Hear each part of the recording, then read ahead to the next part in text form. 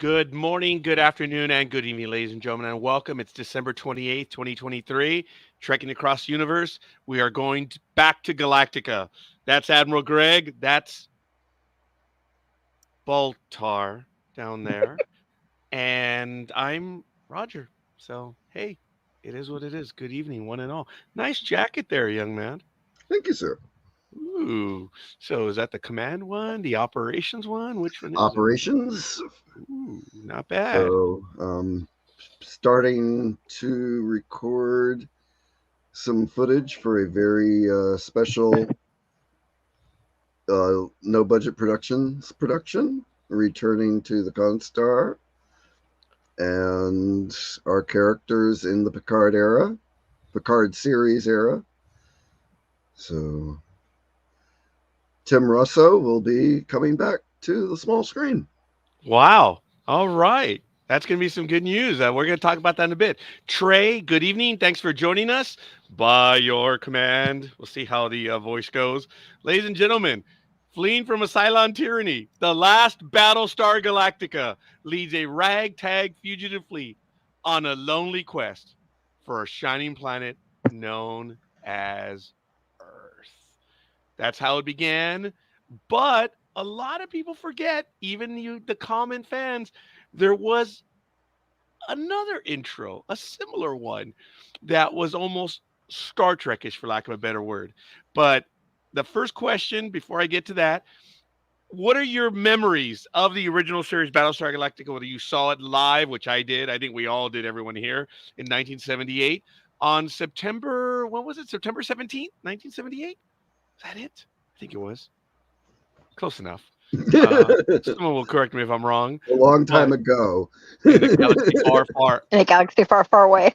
Oh, sorry, we really crossed universes there, so we're not going to do that. Yes, Trey. All right, that is cool. Share your memories with us, and folks, if you'd like to come on and chat Battlestar Galactica with us live, let us know. Come on in. Have some conversation with us. Admiral, what is that line that I'm talking about? What is the original entry? Because I was actually quoting the epilogue or the end, Yes. but the prologue. Would you go ahead? So the very first episode had a much longer one, and I'm probably gonna botch this a few places, but every time we heard Patrick McNee open this show, it was like, ooh, goosebumps. Yeah. And I have to credit it for much of my interest in mythology and ancient civilizations. So here goes. There are those who believe that life here began out there, far across the universe, with tribes of humans who may have been the forefathers of the Egyptians, or the Toltecs, or the Mayans. There may have been the architects of the Great Pyramids, or the lost civilizations of Lemuria or Atlantis. Some believe there may yet be brothers of man who even now fight to survive far, far away amongst the stars. Yes, indeed. Battlestar Galactica, the way it got going. And folks, episode one, we know a lot of the backstory, and we're going to get into that. If you have any comments, please share it with us. But we know that Battlestar Galactica pilot was purchased as a a mini series. It was designed that there was going to be a few episodes a year, where it was going to be like the Sunday night movies and then the Monday night conclusion, which was actually often on ABC, and it was ABC, but that's neither here nor there. um, it started off with the three-part. It was a 3-hour event. That's all it was, and it got going right away. And apparently, due to the ratings, over 30 million people saw this on his debut night, and it was picked up almost immediately. And the problem was that the creator Glenn A. Larson had to redirect the team and say, yeah, guys, we're switching from special events to weekly, and that threw everything to Helengon. Oh, I'm sorry, that's the other Battlestar Galactica. Anyway, and it changed absolutely everything. That's why, unfortunately, if you know early on, there are a lot of episodes where the Voyager syndrome hit, where a lot of Vipers crash land. Voyager, it was a bunch of shuttles. I think they went through 18 or 20 different shuttles in the entire series, but that was one of the ramifications of the special. There was supposed to be, I think, 5 or 6 planned special, or no, I think it was four. Four that was going to be in the first year, and obviously it changed everything. No, we know it was the premiere episode, and then you had Lost Planet of the Gods, and then you had, I believe it was the fire, the gun on Ice Planet Zero, and I may be getting the order here, and then you had the Living Legend. I always thought it was the other way around, that it was the Living Legend, then the fire. I mean, the gun on Ice Planet Zero. And then, of course, you had War of the Gods, and I think there was another two-part episode a little bit late. Oh yeah, it had to do with Earth, I believe, but they kind of made them standalone episodes as opposed to part one and part two, whatever. But anyway, this is episode 1, 2, and 3.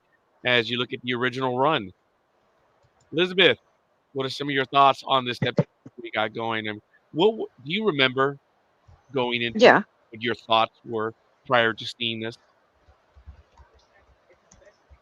Um, you mean prior to seeing it the first time or prior to Yes, rewatching it? because when I was growing up, look, I was 8 years old when I saw Star Wars. I was 9 when they announced Battlestar Galactica, and at first, no one knew any better. Everyone thought this was the rumored second movie to Star Wars, and it was really quick. It was in 1978, but everyone lost their mind that at first they thought this was the next Star Wars movie. I remember thinking that. I didn't know any better. And the minute 10 minutes Well, in, this is not Star Wars.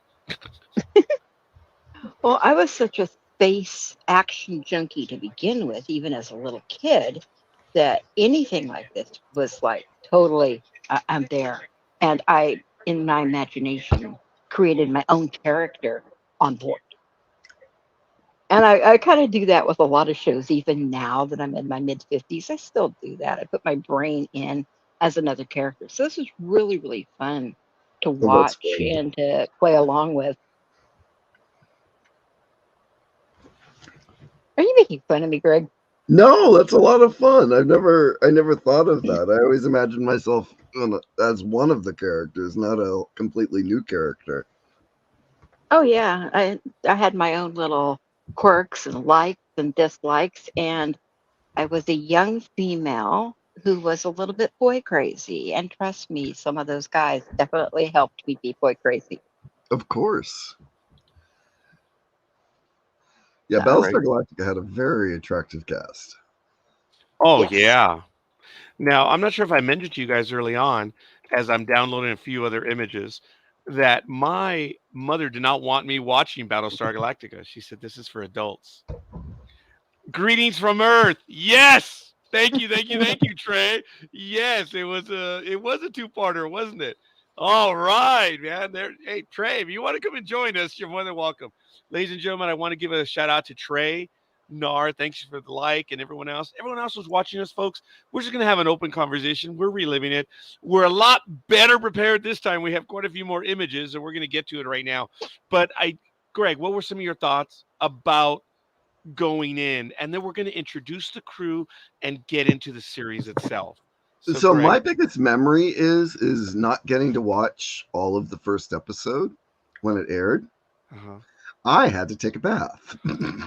Oh yeah, that's funny. So it was on at a very bad time for me on Sunday nights. And very few of the episodes did I actually get to watch all the way to the end when I was a little kid. So yeah, but I loved all of them. And I mean, if there was any books, I remember getting the books and reading the books. And I think there was a novelization of the original first three. And so yeah. 10 years old, you don't have much of a choice when mom says, get your ass in the tub. Yeah, that's right. Saga of a Star World, right? That's the first episode, or the parts 1, 2, and 3. That's the one that we're talking about. And this is the old wagon right there. There she is, the Battlestar Or Galactica. is it? Oh, Or is Clay's that the already. Atlantis? Hello, Clay. Dude, you couldn't take a bath at 7:30? Well, that's when 60 Minutes was on, and they had to watch 60 Minutes. Oh, all right. All right. So there it is. Trey, let us know who you are, where you hail from. Clay, please. Where in the world are you guys? And guys, thanks. We appreciate the commentary. This is really cool. That's the battle wagon, the Battlestar Galactica, the imagery. Obviously, it was headed by someone by the name of Lauren Green, Commander Adama. Folks, I look, I believe typecasting is a weakness of the person that is watching. If you really cannot let the person go, that's really more of your problem than anything else. And forgive me, I know my co-host may think I'm full of it, but Lauren Green was well, I don't know if he was massive, but he was a very well-known and respected actor. We know him from Big Valley and from a few other things. I No, knew him from Big Bonanza, Valley. I'm not Bonanza. so Big sorry. Valley. Bonanza. I'm going to hurt you from that one. Yeah, promises, promises, promises. So look, knowing that, did you have an issue? I mean, did you see him, Haas? Oh no, Haas was the son, right? Yes, Yeah. What was his played by name Dirk again? Blocker. Played by Dirk Blocker. Okay. And what was Lauren Green's character in Bonanza? Ben Cartwright. Ben Cartwright. Did you have an issue? I mean, when you saw this, did you see Ben Cartwright? Not at all. I saw Commander Adama. Greg, how about you? Well, I recognized him, Yeah. but I hadn't really paid attention to like when my mom and dad would watch Bonanza. So I was so happy. I was so excited. I mean, my life changed because of Battlestar Galactica, and seeing this was really cool. And I have to tell you, folks, that, and we're going to get into the episodes right now, shortly in our comments, but I looked back, and yes, I don't know what you guys think, but yeah, the special effects may not hold up 100%. There's no doubt.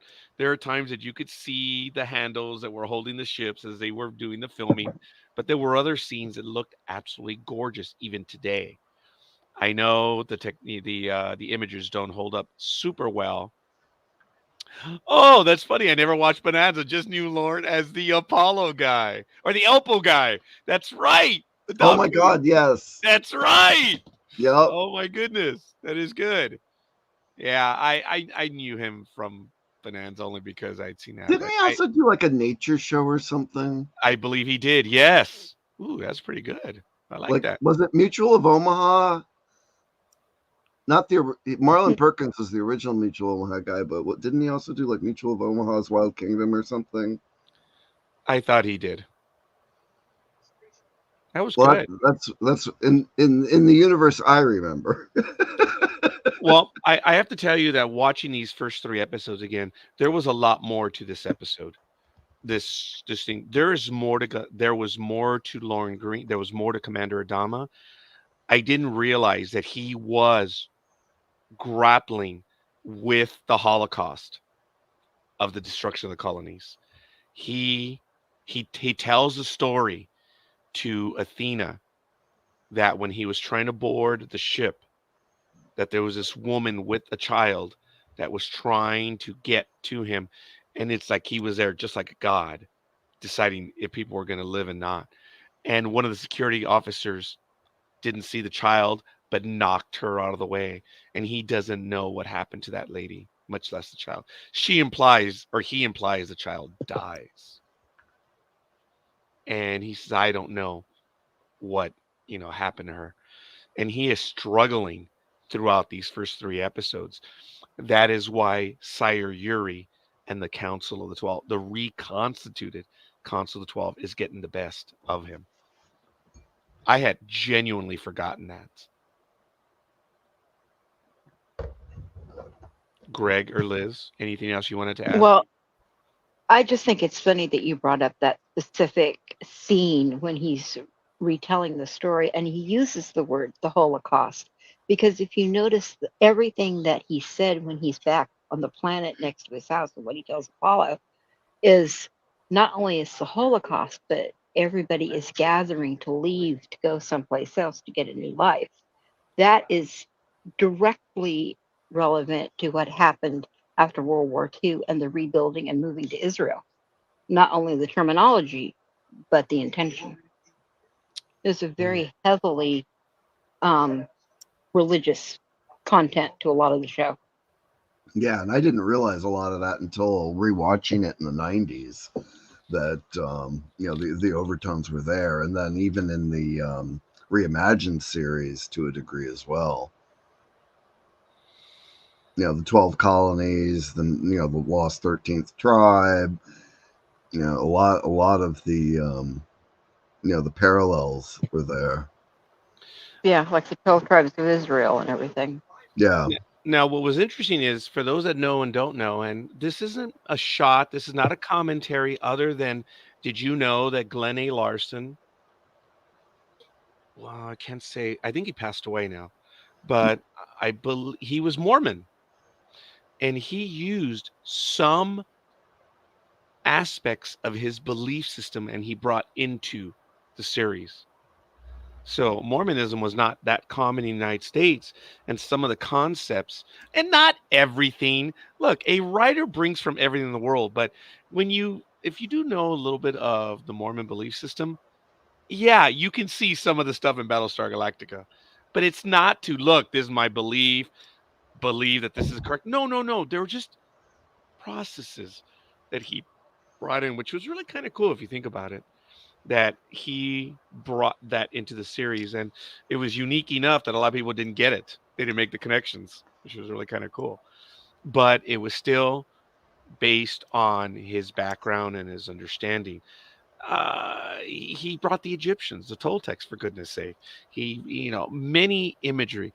I don't believe they use the gods in the original series. They refer to the god, and it's a single god.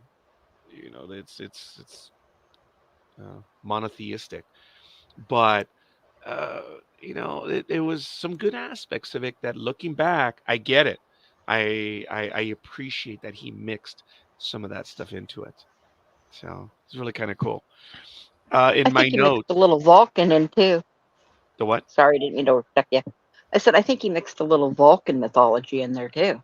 Well, as a matter of fact, at the very beginning of the second episode, we haven't even really touched the first episode, where Cassiopeia is having her broken arm healed, and Hmm. Starbuck promises to help her find a new spot. Remember, she's a socialator, and she's talking about, or Starbuck says, "Well, what was the whole back thing back over there on the ship?" She says, "Well, I'm a socialator. You know that woman? You know the Geminese? She's from the Atari sect. They don't have relations." But for 7 years, like, oh, we got our Vulcans in Bingo. there. Yep, that's what I was referring to.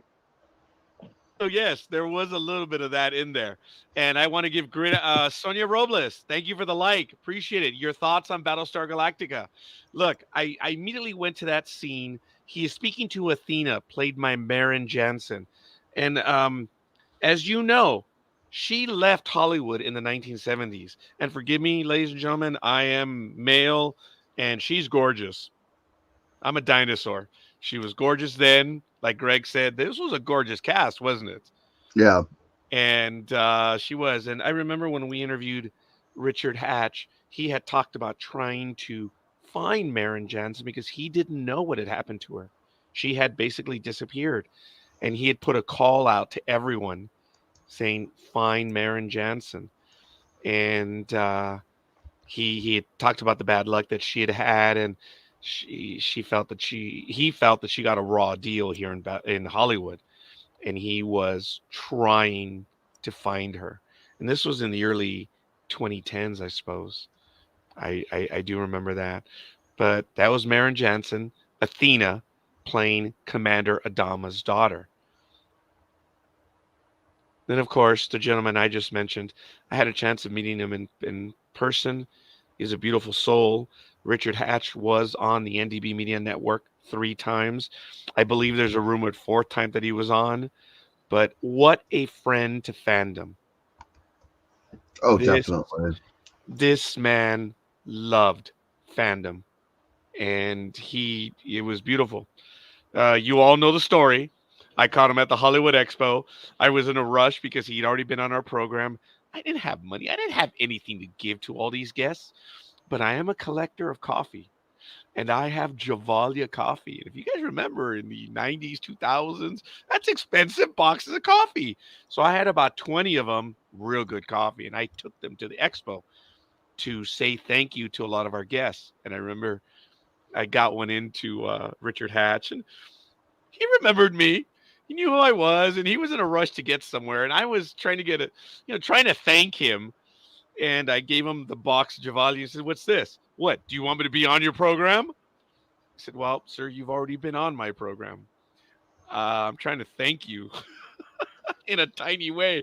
This is good coffee, sir. It's good coffee." And I said, "If you'd like to be on again, I would love for you to be on again. But that's another day. Right now, here's a coffee." And I knew he realized. But the point was, he was in a hurry. I'm the one that stopped him and kept him. And he was still being polite, but he was trying to get somewhere real quick. And he was cool. And Yeah. he was still on another 2 times after that. And he remembered me.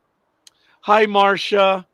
Yes, it was gorgeous as well. You know, Marcia, what ticks me off the most is my older sister, the evil one. When I told her that I interviewed him, she was like, that was her boy. I'm like, "Rose, we interviewed him 3 times." "Well, but I didn't know." You know what? Screw you. Screw you. Greg, what did you want to get to? Oh, Oh, nothing. I just oh, no, great, please. Going back to no, Marin I just Jensen wanted to real quick. mention backing up that Marin Jensen retired from films because of chronic fatigue syndrome and became an entrepreneur and now has cosmetic lines. Yes, but this is still a relatively new article. She It disappeared. isn't, yeah. And I knew that when he asked to reach out, he had reached out to the community. Yeah, he said some other things that I'm not going to repeat on air because it's not fair because he's no longer with us. And if you guys want to go back and listen to the episode, he was rather brutally honest on things that had happened. Not him towards her. No, what she had to endure being in Hollywood. That's why Oh, it's I not, mean, at that yeah, time. it's not fair for me to say right now. I will find that episode and you guys should go back and listen. But I'm not trying to be a jerk. I'm not trying to tease you guys. It's just I don't want to bastardize what he said. You know what I mean? So folks, I know a lot of people. I've had the privilege of interviewing a lot of people. You all know that. And I'm going to stop talking, but I'm going to tell this quick story. When my youngest, which you've all met, I know, which you've all met, Gmo, she was hospitalized for 21 days, acute pancreatitis. We almost lost her 3 times. She coded 3 times. And every day I would post an image. I never posted a picture of her on Facebook. I just thought it was an invasion of privacy, posting a picture of your daughter who was in the hospital. But everyone knew, and every day I posted a picture. One of my favorite images is of her two animals that were at the foot of the bed, and I put them on the foot of the bed, and I took that picture, and I said, I forget the names of the two, and she still has them, and I'm going to find them for the next episode. And I said, they're on watch, covering for my daughter. And folks, the point of that story is Richard Hatch was a friend of mine on Facebook. He actually still is. The account is still there. But he was a friend. And he took the time to post on my page. And he said, based on what I'm reading, something bad is going on. Something very bad. And he said, and he directed it more to me than anything else. And he said, There is always another day. The sun will rise. And right now, you need to be strong. You need to see it through. And you need to remember that you're not alone. And without getting any more overly dramatic, he finished it along the lines by saying, "Do not close your eyes. See it through because you're not doing it just for yourself. Always be strong. So say we all." He posted it on my Facebook page. I lost my I lost it. It Yeah. was it was something that he directed to me. And my poor daughter, I go to the hospital. My God, Mika, look. And she's in a drug induced haze. And like, you remember Richard Hatch? You met him. There's a picture of you with Richard. And she knows now what happened, but she couldn't remember back then. It was a hard time for her. But Richard Hatch reached out to me personally, and I'll never ever. And I always held him in a great deal of infinity because he didn't have to tell me anything, and he took the time to share with me. And his line was, "Don't close your eyes. Keep them open because it's not just you. The sun will rise again." He's an actor, man. You know I said that on purpose. He has a reputation for being a genuine nice guy to all the fans. Yeah. I Yeah. know he was when I met him at one of the Comic Cons. Marcia says, yes, Richard was a lovely person. I think most fans who met him have wonderful memories. Yes. There's another young lady. I think her name is Jennifer Roberson. She's friends with me on Facebook. We met on Facebook while we were interviewing him when we did it on radio. She contacted us and we remained friends. And unfortunately, both she and I celebrate or we relive the day that he passes because she called into my program and spoke to him. And it was really, really cool. She won a prize on a project that he was working on where she paid, I don't know how much, so he would have a dinner with her and stuff. And it was so cool. And it was really funny because I ambushed him. He says, "Hey, so what about these prizes that you're giving out? Did someone actually buy, this dinner?" When he says, "Oh yeah, we haven't updated. Someone actually did." No way! He was talking, and I didn't know that one of the guests that would call in later was like, "Yeah, that's me. Hi, Richard." That was funny. That was crazy. I never knew how the date went, but maybe Jennifer will tell us about later. But continuing, the series gets going quick. We meet Starbuck, we meet Apollo, and we meet the heartthrob that everyone knew he was going to be on and everyone wanted to meet. And I remember him, man. I remember this guy. I used to sing his songs. There he is. You guys remember who he is? Oh God, yes. Oh God, yes. Jesse's I girl, still love amongst him others. today. Yes. Hey, I fell in love with him in 1973 when he was on Sonny and Cher. Was that his first debut? I mean, really? Yes, Because yes. when was he on General Hospital? Was it after Battlestar Galactica or was it during Oh, this time? definitely. Yeah, I think No, it was everything after kind of started early 80s. rolling. Okay. Jesse's Girl. He got Jesse's Girl, and he got the role on General Hospital almost at the exact same time, which I is think why Jesse's he girl rose was to in such huge was that in stardom. 81? 81 or 82. Oh, Trey. Whoa, what is this? Remember his Mission Yes, Magic I cartoon? remember. I do Yes, I not do remember with that. that. Oh my God, that horrible, horrible drawing. What Thank he you, was Marcia. wearing. It Oh was after longer God. hair.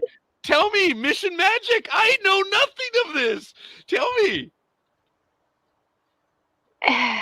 He played this like superhero character that was all decked out in like Elvis 70s costume, but not white. And it was white and it had an R on the front, like a big red R. And it was just like go around doing things to save different people in different situations. And it was all cartoon. And then he'd go back and he'd sit down at his piano and sing. The character would sing and play the piano. Okay. It was horrible. It sounds. I'm serious. It was horrible. Don't get me wrong. I love Rick to death, but God, that's one memory I'd like to forget.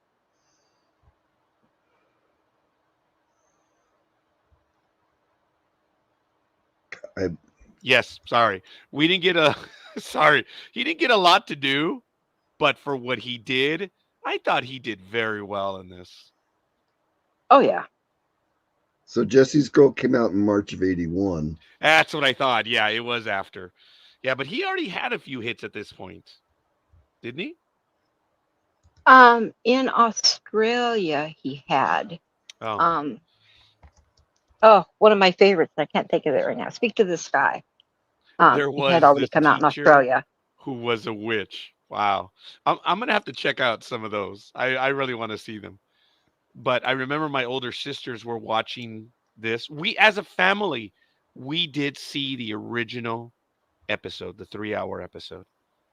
And it was good. I think it was after that when my mom said, "Yeah, you shouldn't be watching this program. It's for adults."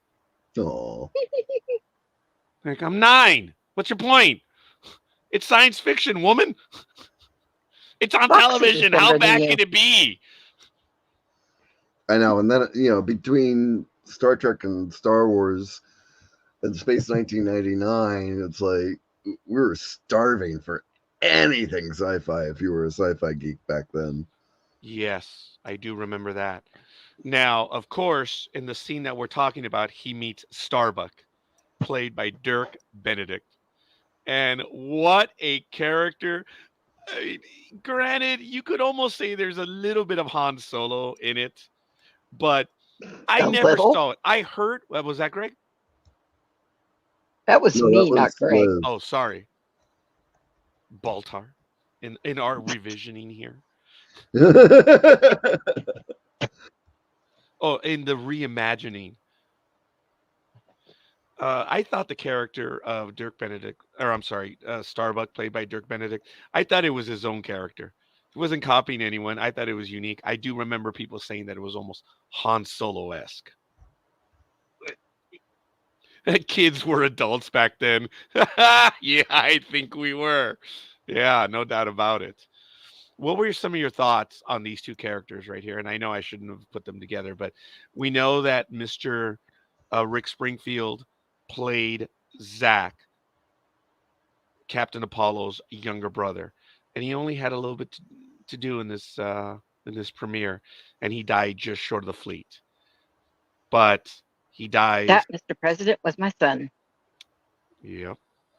Yeah. Starbuck covers for Zach. He allows him. Starbuck plays sick. It was right there. He has a towel.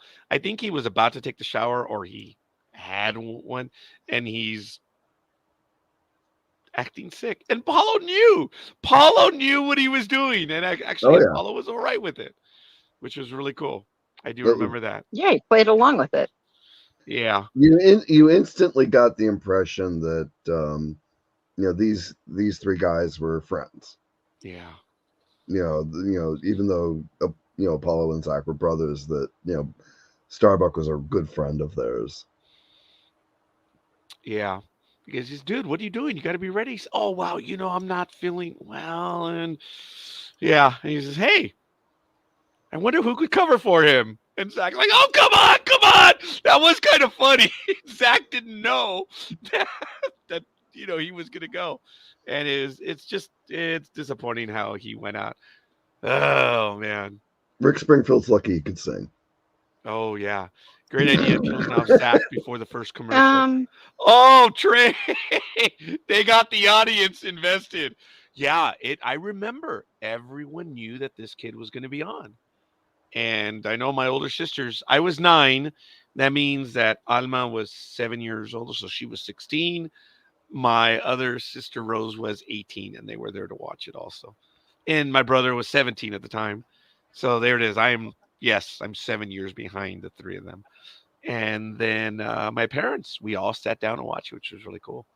Yeah, I didn't think about that, Trey. Really, you should kill him off before the first commercial. What were some of your thoughts on the character of Starbuck, of course, since we're going through the characters at the moment?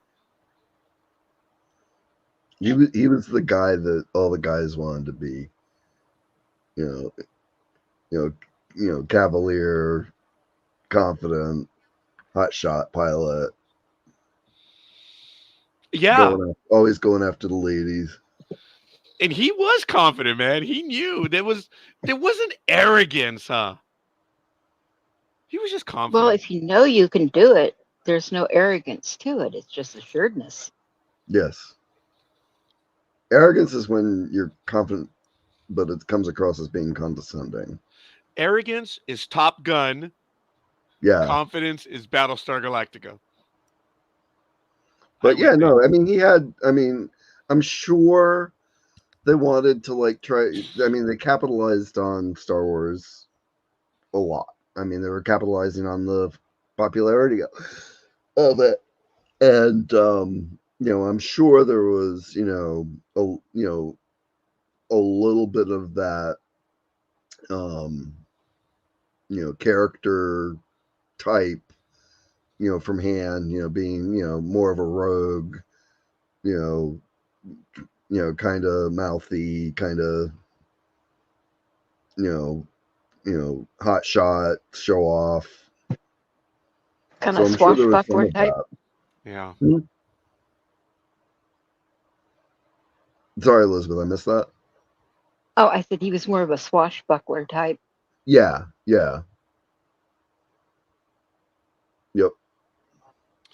Now, when this began in 1978, 20th Century Fox sued Universal Studios for plagiarism and copyright infringement, unfair competition, and Lanham Act claims, alleging Galactica had stolen 34 distinct ideas from Star Wars. Universal promptly countersued, claiming Star Wars had stolen ideas from their 1972 film Silent Running, notably the robot drones and the 1930s Buck Rogers serials. Fox's copyright claims were initially dismissed by the trial courts in 1980. Then the United States Courts of Appeals for the Ninth Circuit remanded the case for trial in 1983. It was later resolved without trial. Now, I don't know if you know this, but George Lucas additionally threatened legal action against Apogee Inc. Folks, Apogee Inc. was John Dykstra and several other former artists from Lucas Industrial Light and Magic who decided to remain in Van Nuys and then relocate to San Rafael, California with the rest of the company. Wow. Lucas claimed that Apogee's work on Galactica was being done with equipment that he had left behind. Wow. That's crazy. Really ugly stuff, huh? Hey, do you guys know where Dirk Benedict got his last name? No, but I'm sure you're going to tell me in a moment. Look, Clay says, didn't the network want to cast Don Johnson instead of Dirk Benedict? I think Glenn Larson had to push back. Ooh, Clay, I did not know that. Did you, I don't Liz? either. No, I didn't. Or he says, or maybe it was Universal. I did not know that one. And when Greg returns in a moment, maybe he'll be able to tell us if he'd heard about that one.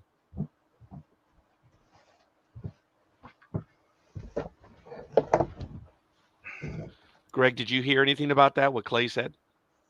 No, I missed that. Didn't the network want to cast Don Johnson instead of Dirk Benedict?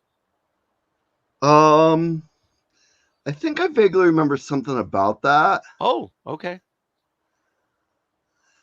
Um, yeah, it's been forever since I like looked at any of those tidbits about the casting. Hmm. Interesting. That one I did not know. But all right. Going over some additional ones, we had, of course, Mr. Herb Jefferson, who got a chance to play Lieutenant Boomer. And I don't know if you guys know this, but Terry Carter was in line for Lieutenant Boomer. Now, the thing was, he did not get the role, but they thought so highly of Terry Carter that they gave him the role of Colonel Ty. Did you guys know that one? Yes. Okay. I love this shot of Colonel Ty. Actually, a lot of I thought as a first officer, he was really good. And I did enjoy Colonel Ty. Greg and I were talking earlier that I should have gotten the image of him when he's holding the uniforms in the pilot's bay, and he's talking about when Commander Adama sees Oh these, God, he's gonna go crazy. That was Yeah. that really was funny. priceless. Yes, and I believe that was in episode 3. But yeah, I actually had a chance to speak to Mr. Carter himself, and notice the other one was Richard Hatch. You notice how he said Richard and Richard, Rich. Notice how he said Mr. Carter on this one. When I had a chance to interview him, he was in Norway and he called in from Norway to talk to Oh us. wow. He was most gracious and he called in at our time too, which was very late over there. Wow. And I remember I was making a statement and he says, "Well, you're generalizing." I'm like, "Oh, our guest is answering me back." I was like, "Oh wow, yeah, blah, blah, blah, blah, blah." And he took it to another step. And then I said something else later. He says, "There you go. You're generalizing. You shouldn't generalize." I'm like, "Oh, yes, Mr. Carter." So it's always been Mr. He wasn't being mean, but what we were talking about, he says, I believe you're generalizing right there. And he was really cool. Trey says Terry Carter broke his ankle.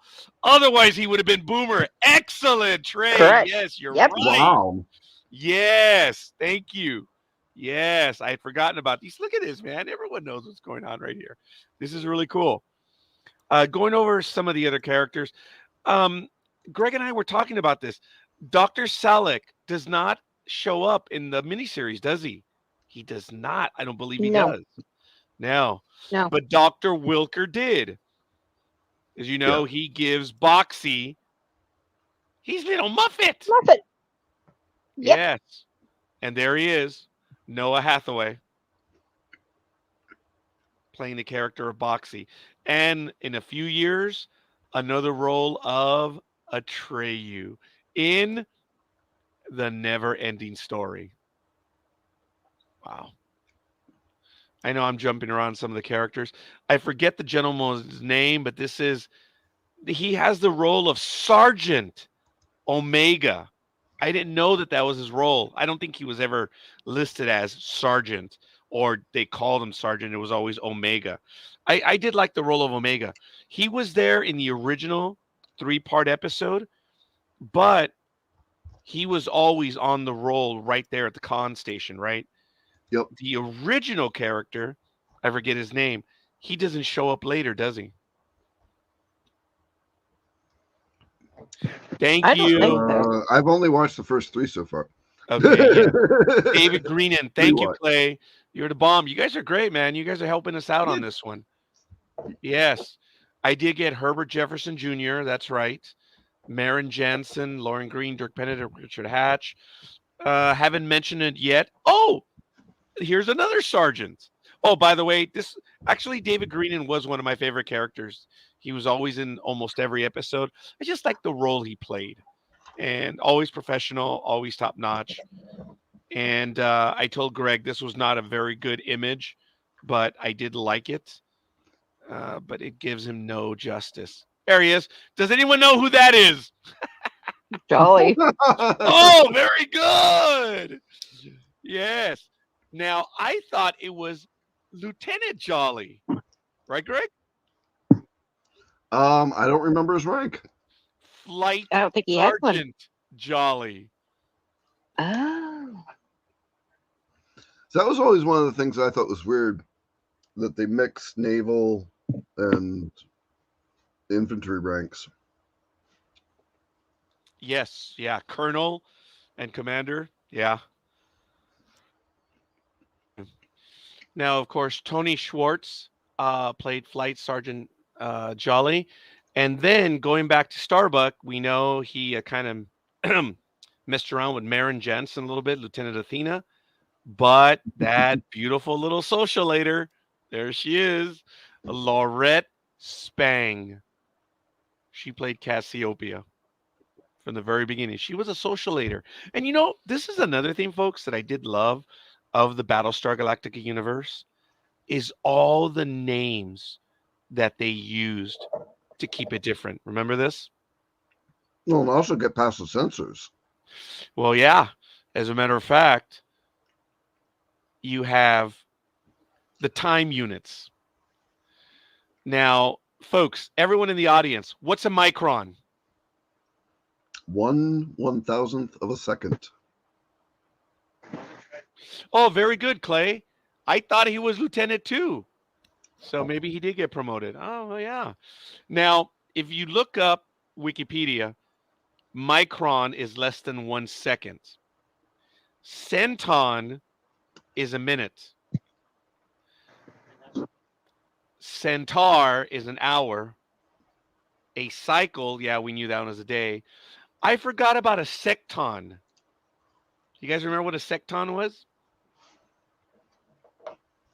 That was a week. Then you had a sectar, which was month. They had quotron, which was unknown. And then you had yarn, which was a colonial year. But the way they used it, I thought they meant yarn was months, but a yarn was a colonial year. I And remember that. centuron was a colonial century.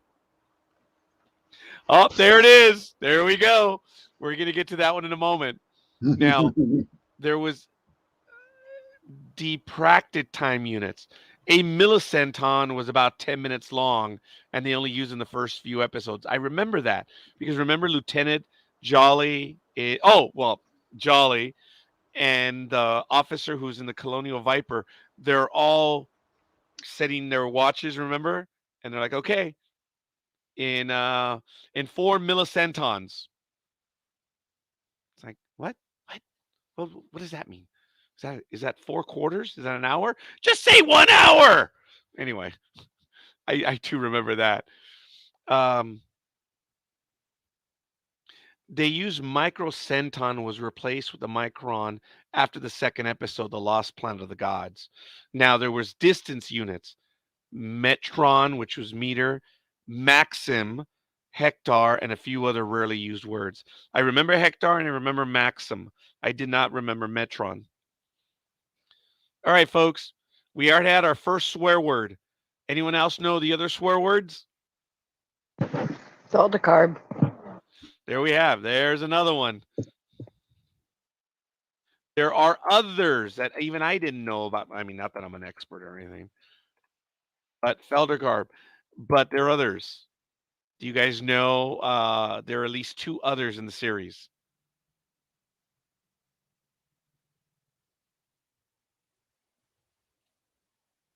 Very good, Clay. Very good. Galmonging, yes. Or gallmogging. It was an adjective. And snitrag, which was a noun. Very good. I like it. At least it never got out of hand like they're reimagining, right? We were talking about that a little bit earlier, Greg, before we went live. Yeah, they kind of overdid it. Oh, yeah, you muted yourself, Greg. You're muted. Sorry, I was munching. No, They modernized it, the new one, and made it more gritty.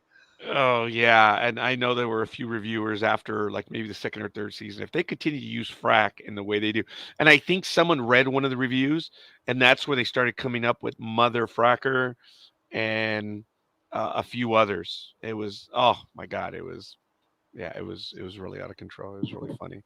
I don't know how the heck they got through all those with a straight face. I don't think they did. Lots of takes. Well, look, how do they get away with swearing in some movies? They say it in another language. So basically, this is what they were doing here too. Yep. I think even Picard let out a "married" once. Yes, he did. Yes, and oh my God, what was the episode? Was that where they advanced to several galaxies? I think so, right? And he's around his mom or something of all places. Now, they had other terms. Of course, we know a daggett, which is a canine-like indigenous to one of the colonies. A ducat was a ticket. Yeah, a ducat is pretty much a ducat even today. Pyramid was a card game. Cubit the unit of currency represented by rectangular coins. Triad Does it was the remind you of Latinum? yes, yes, it does. Very good. Lupus was a wolf-like indigenous to another of the colonies. A travelator. I forgot about that in the first episode. In the second episode, they mentioned my travelator booked me out here. So, and then you had an officiator, which is a referee for a triad game, and the socialator, which is otherwise known as a prostitute or escort. They had a few other. There were a number of these used in the series, such as Daggett Dribble. I get that. A term used to condone falsehood, and Daggett Meat, used as an expression of contempt. I've forgotten those. I like that. Yes. Yes, all part of the world building. So, what are some of the other characters that stood out for you guys? I've already shown you some of the images. I don't think I've shown everyone. We, of course, had the bad guys, the Ovions. Oh, My favorite was Serena. oh yes, Um, Serena. I have Sire Yuri, which really makes his presence felt in episodes 2 and 3. Serena, there was another. yes, Forgive me, folks. I'm old. I'm a dinosaur. I'm male. She's Jane gorgeous. Seymour, Jane Seymour. Yes. and I had already seen her in was it Live and Let Die? She was a Yeah, Bond girl Oh yes, my she goodness, in was. I that's think she was right. what 17 at the 74, I time. think. Hmm? I think it was she was what 17 at the time when she did that. Was she really? I know she was really Oh, young. Yeah, I just remember thinking she was gorgeous. Yes, and she's the still English gorgeous accents. today. Actually, yes, yes. Before I get to the one you mentioned, Marcia, thank you. And Marcia, if you'd like to join us, let me know. Just I'll send you the link. You're more than welcome to join us. Obviously, you know quite a bit of this stuff as well. Greg did not know that one of the characters' name was Tucana. I did not know that. That is her name. Well, at least the one that he's speaking to. I don't know as if they ever had it on No, screen. that I know of. No. And it's probably been what as many years as the show is old since I read the book for the movie. Oh, Clay, good job. I did not know that. Huh. Okay. Forgive me a moment, folks. I'm taking a moment. I'm sending a message to one of our guests. Told you if you guys want to join us. Yeah, Clay needs to come join us. He's too good. Who? Oh Oh, I'm yeah, Clay. sorry. I mean, yes. I'm sorry. I'm like, who? he's showing me up. I don't remember. 2 weeks ago and the stuff that I've been dealing with. I'm out of it. I can't even find the folder I saved the file in. Yeah. This is good stuff, folks. I like it. Takana, and of course, I'm saving the primary character that Marsha mentioned a moment ago, and we're gonna bring him on. I remember heading over to the Paley Festival here in Hollywood. I was able to get tickets to go there, and they had the original. I'm sorry, they had the new cast on there, and of course, they had President Roslin. Of course, doesn't really have a character that translates to the original series, but Adama did, Starbuck did, and all. And it was really cool seeing them and Prior Image just before Baltar went on. Everyone laughed because John Colicos is nowhere near the modern John Bolt. I mean, Baltar. Gallagher Baltar. Yeah. Or Um, yeah, is it Gallagher or Galen? well, the new one is Galen Baltar. Yeah, Oh, wait a minute. Gaius. Gaius. Gaius. Thank you. Well, Got my at, G's at least you mixed up. stuck with the Roman. Hey, I stuck with my G spot. What do you say? I wouldn't know what that means. Gaius. Yes, there it is, Clay. Wonderful role. What a wonderful role for John Colicos to play Baltar. Greg and I had a moment I think it was last week or so, or the week before, that we had a chance to talk about it. And I know that we were waxing poetic of his role both in Battlestar Galactica as well as Star Trek. It was really, really good stuff. Greg, if you wanted to add to that. Oh yeah, definitely. I mean, I had already seen, his Star Trek episode several times in syndication by the time Battlestar Galactica aired, and I'm like, oh my god, that's the Klingon guy. Oh, I like that. Trey is the best character in the series for my qubits. Ooh, I like it. I admit, as a preteen and probably even a teenager, I use the word qubits amongst my friends. Hey, you got any qubits? Of course I did. So, folks, want to welcome Marsha Middleton. Marsha, good evening. How are you, Marsha? Oops. You're live. Hey, Marcia. Hi, can you hear me? Oh We're able yes, to hear you, welcome. Marsha. Yep. Yeah. Oh, fantastic. How you doing? You got my little avatar. Hi. It's all A good. little Yes. teddy bear, How is or your is that a sister? little octopus? Whoop! Oop, we lost her. Wow, technical difficulties. Hopefully, she'll be back. So, like, one of the things I thought was interesting about Baltar is that he might not have originally been intended to be part of the series. Yes. Bring that up, Um, please. so these 3 episodes got edited together to make a movie, or most of these 3 episodes got edited together to make a movie, and then they threw other scenes around. So the in the film, one scene that was cut was where they introduced Serena as a journalist reporting of the attack on Caprica. And they go right to Boxy looking for his dog. And then Serena comes and scoops him up.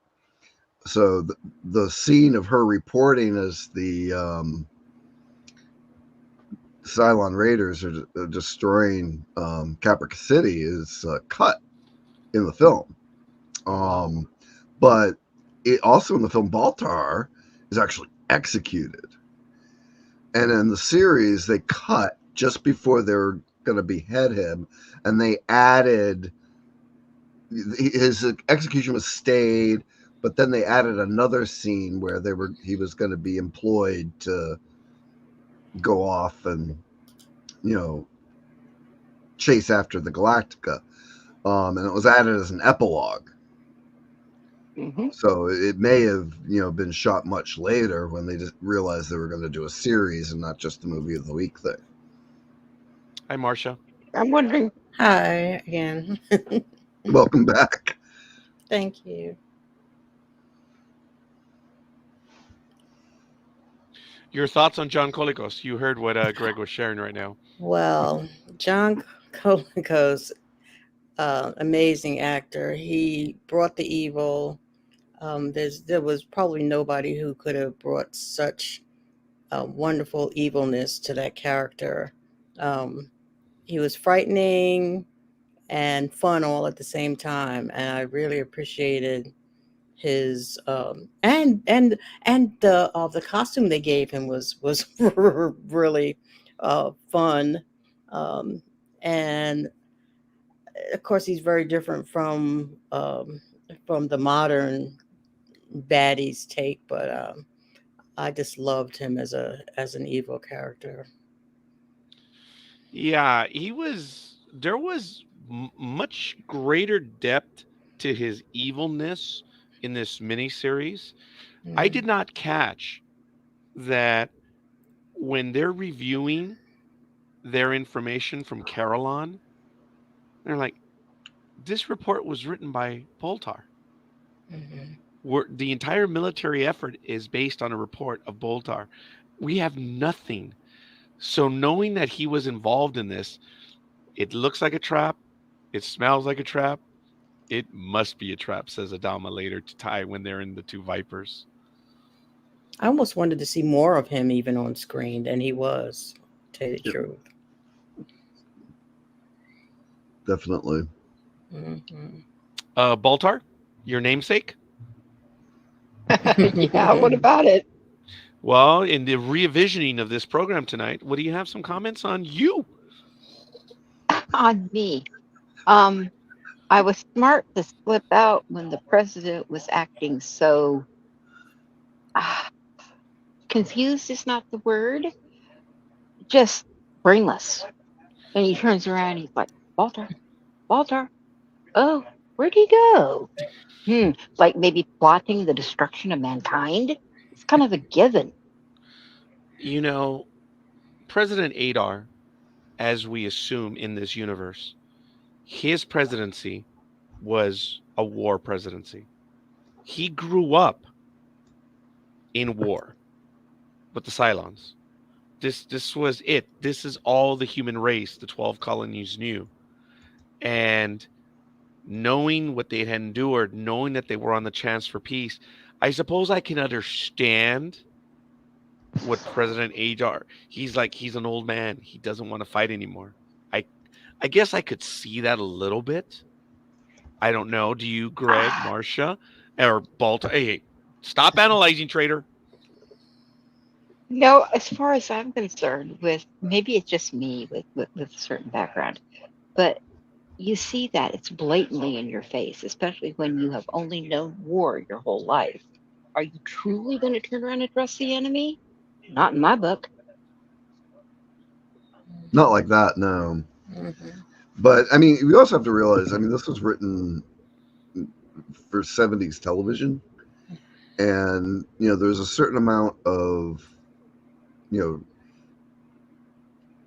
the, England was a little bit behind the United States, but there's a certain amount of presenting things to the audience in much the same way you would do on stage, where you have to make things really, really obvious.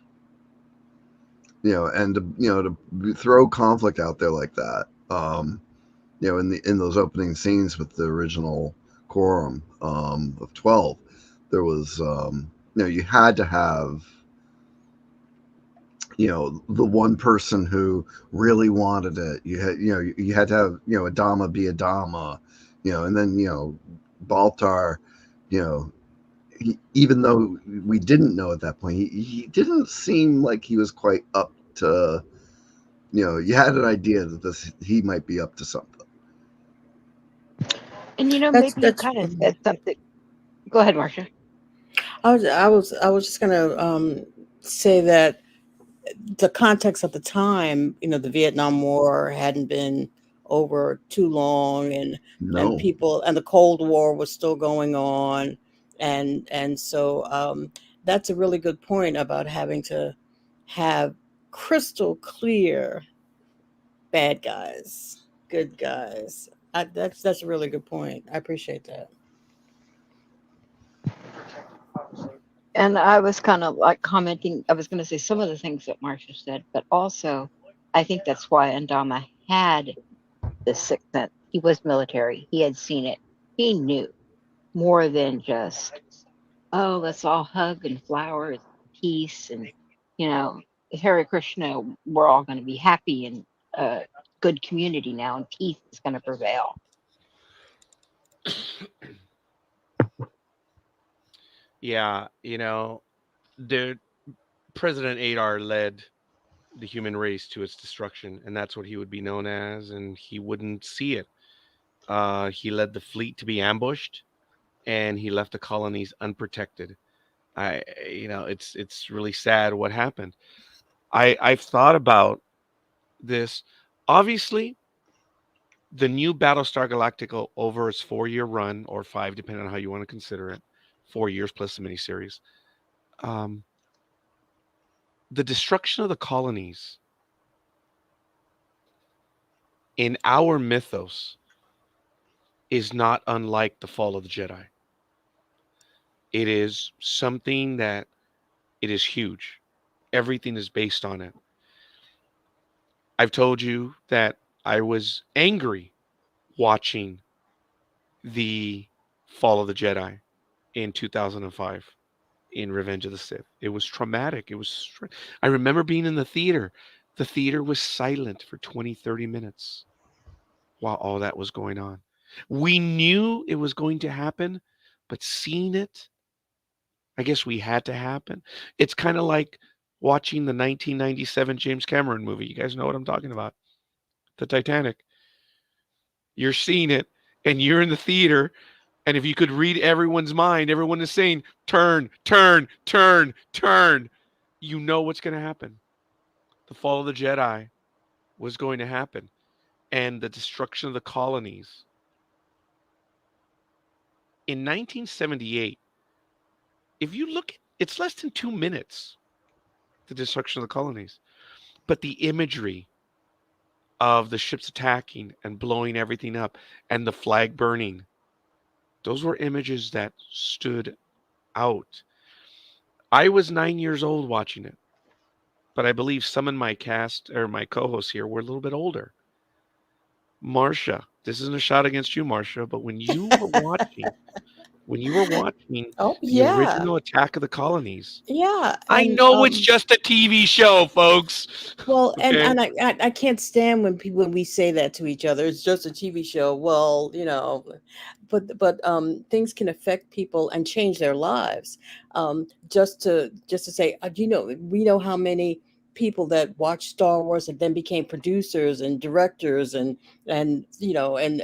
creators. So saying that something is just a TV show, it really it's that's but yes, the destruction of the colonies. And when people some people talk about this series, they don't take it as too seriously. It's like, oh, it was cheap and it was this and it was that. Well, we wouldn't have the series that we have today if we hadn't had the original Battlestar Galactica. So there you go. I appreciate it, True. Marcia. Yes. And yeah, I mean, there was a lot of cheese. There was a lot Sure. of, they realized us kids were watching. Hmm. And I mean, it suffered from the writing of the day, television writing of the day as well. And even though they had they spent most of their budget for these first 3 episodes for these special effects and didn't have much of what was going on with the destruction, you got to see the reaction of the people on the bridge of Oh my Galactica God, yes. That's true, and the Clay. impact. You didn't need to see it happening to know it was happening, and that's something that early television did a lot of when they couldn't have like a huge battle production. You had the officers reacting to what had happened. And even Game of Thrones did that more recently. And maybe Um, having to use your little imagination. Oh, wow. yeah. So I mean, the books had these grand battle scenes, but the Hmm. TV show, oh, battle happened. We're all here talking about what happened. Yeah. I have quite a few images, folks, of the destruction of the colonies that I'm going to get to in a moment. Um, but looking at these scenes again, man, you know that they filmed where the CYLONs are attacking and you see all the stairs, the piece. That is that Long Beach City Hall here in Southern California. I have walked in those places. I didn't know back then, which is really crazy, and I regret. But the reactions when the Atlantea blew up. Remember, the Atlantea did not go up quick. It took a while, and you could see the damage it was taking. And then when a pressure seal or something broke, the atmosphere is getting out, and the president is struggling to stay in place. And Trey, thank you. I think you and I, yeah, you're in on it with me on what I think what I was trying to say. He was either extremely weary of war or also anxious to make his legacy with peace. Very That's well put. interesting. I didn't imply that, but I like that. I like that comment. Yes, Clay, $8 million. I'm sorry, 8 million cubits. If we go 1 to 1, forgetting inflation and all that stuff. So, because I think No, the value of the not cubits went cheap, but they down. spent a lot of money on ILM getting that Star Wars team to do all their big stuff. I'm And gonna we up. still made it noted made in the USA. Ha ha Yes. ha. I'm sorry, that bugs me. Yeah, it does me too. I'm uploading quite a bit of that imagery right now, but this original scene was when just before Zach buys it just short of the fleet. I do remember that, and I'm trying to get rid of the. Sorry, Clay. I'm trying to get rid of your comment. Nothing personal. There it is. It's gone. I have some other imagery. I guess that's the heartthrob there, but um, where's the image? You have to forgive me, folks. I apologize. Maybe it didn't actually upload then. But this is what I was talking about earlier. There is the president. These are the CYLON death squads or the Suicide Squadron coming in. And this is when they actually do attack the fleet. And when the Galactica says our fighters are launched, Adam asks how many fighters were launched from the other battle stars. And he says, none. They caught them completely off guard. And you know, this is the scene where the Atlantia explodes. And I remember watching it. It was real. It was raw. And then you have the imagery. I know where that is. I've actually been there. I've walked there, and I'm gonna see if I can go down there, folks, for the next time we're on. Did did you by any chance get a photo capture of during the attack with that peace sign and it being on fire? Oh, I don't think I had the flag, but here it is. I've walked up and down those stairs. This building that you see behind in the image, that is Long Beach City Hall, folks. And is in a And lot of future set shows and film. yes, as a matter of fact, the Star Trek reboot 2009. Yep. That's where they all meet, all the cadets meet, and Kirk learns who his nemesis is at the time. This was the gentleman that was trying to save them, and yeah, that the imagery of the attack in the colonies, it was dark, it was bad, it was ugly, man. And of course, we have by your command, or we have achieved complete and total surprise. And when the Galactica leaves the battle, they're saying that they've detected 3 base stars and they're launching towards the inner planets. And they're not even going to be close. And here's the thing, 3 base stars. And the Galactica was like, we're going. One battle star against 3 base stars with no fighter cover. I remember when Starbuck lands in episode 1 and he's all over Athena. And he's He like, is yeah, hot. go ahead. Go ahead.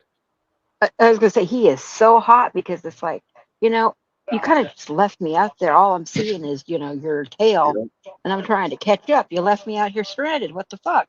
And You yet you ought to be she's out trying here to explain. Yeah, it's when like you see she's trying your to base explain ship everything's gone. take across the stars. Says, yeah. And she's trying to get through to him saying, you're not listening. It's over. It's gone. It's done.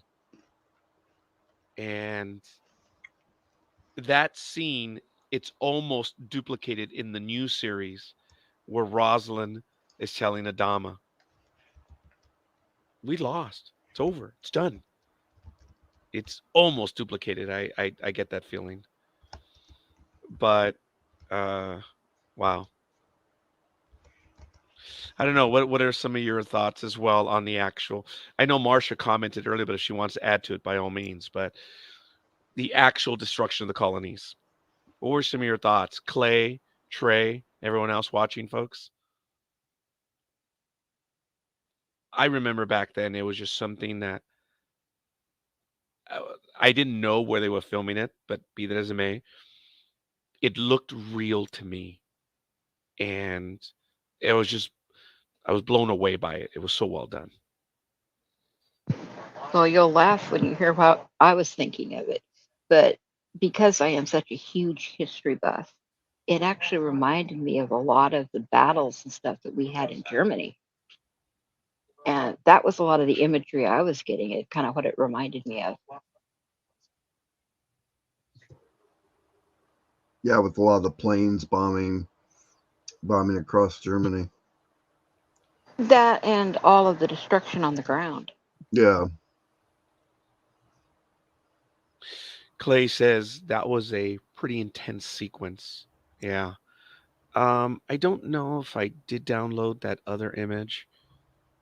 Um, no, I don't think I did, and I apologize.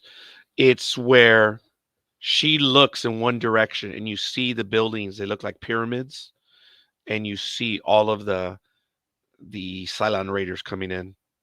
Trey says, ever think about the fact that Starbucks still had a bunch of cubits in his pants when he had that argument with Athena? I had never given that thought. Neither had I.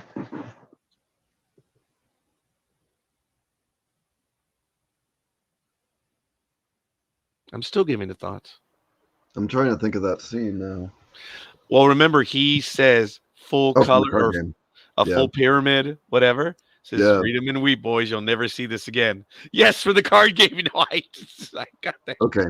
Yeah. I was thinking later from the casino in episode 3. Oh, that's funny because I think Liz and I actually did, or yeah, Liz and I got that from the card game.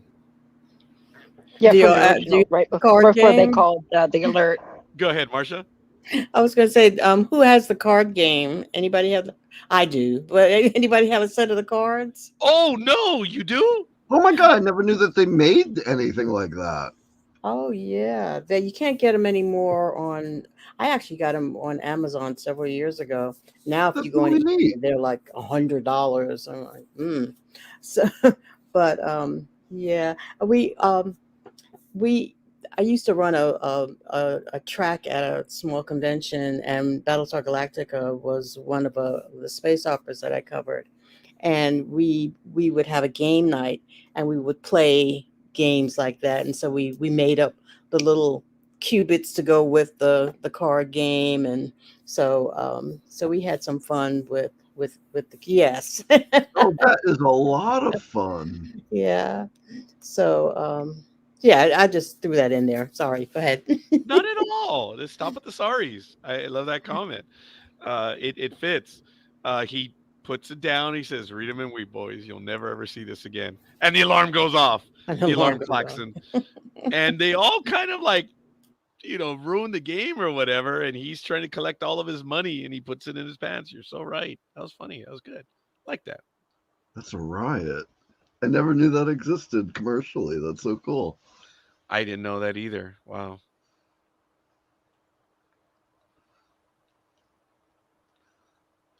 There's another image which I did not post, but this was where they're bragging, and we heard the voice of this evil person. And I always did appreciate how the character was so high up. You know what I'm talking about at this point. The Uh, Imperious Leader. yeah, him. By your command. And Patrick McNee voiced not only the intro but the Imperious Leader. And they got away from using that character too. Well, they got away from it because, as you know, the first Imperious leader buys it. And then we learn that there's a new Imperious leader. And the implication is that's an older one. That one doesn't know how to process peace. We want peace. And Baltar's like, yeah, say what now? Yes. And you are going to dangle that peace to them. Was that a sincere effort? Did they really want peace? If they did, Baltar went about it very badly. Apparently, Yeah. I haven't gotten that far in The to rewatch. that next step, that when they have them again. Oh, okay. So we all know in the second episode, they head on to Carolon after they get through the minefield, which was really kind of cool. It's funny how Apollo gets on Adama's butt by saying, "Hey, look, someone had to have a plan. You didn't have a plan. You're sitting here and moping, dude." I had forgotten about that dynamic. That's what I was alluding to earlier. Adama is shell shocked. He's shattered. And the event, he's enduring the events. He's just holding on because of everything that he witnessed. He was basically the commander of the fleet. So I guess it was his personal failure as well. He had an idea. He said, "Hey, let's go to alert. Let's go to alert, let's be ready to go." I don't know if the colonies would have still have survived though. Think about that. They still got ambushed. They were 1,000 raiders that attacked the fleet, and the base stars hit the colonies. Would the battle stars have survived? I don't know. Maybe, maybe not. I think they would have, but the colonies would still have been destroyed. Interesting. I don't know. I'm not going to play the woulda, coulda, shoulda. I think the reboot answered that question.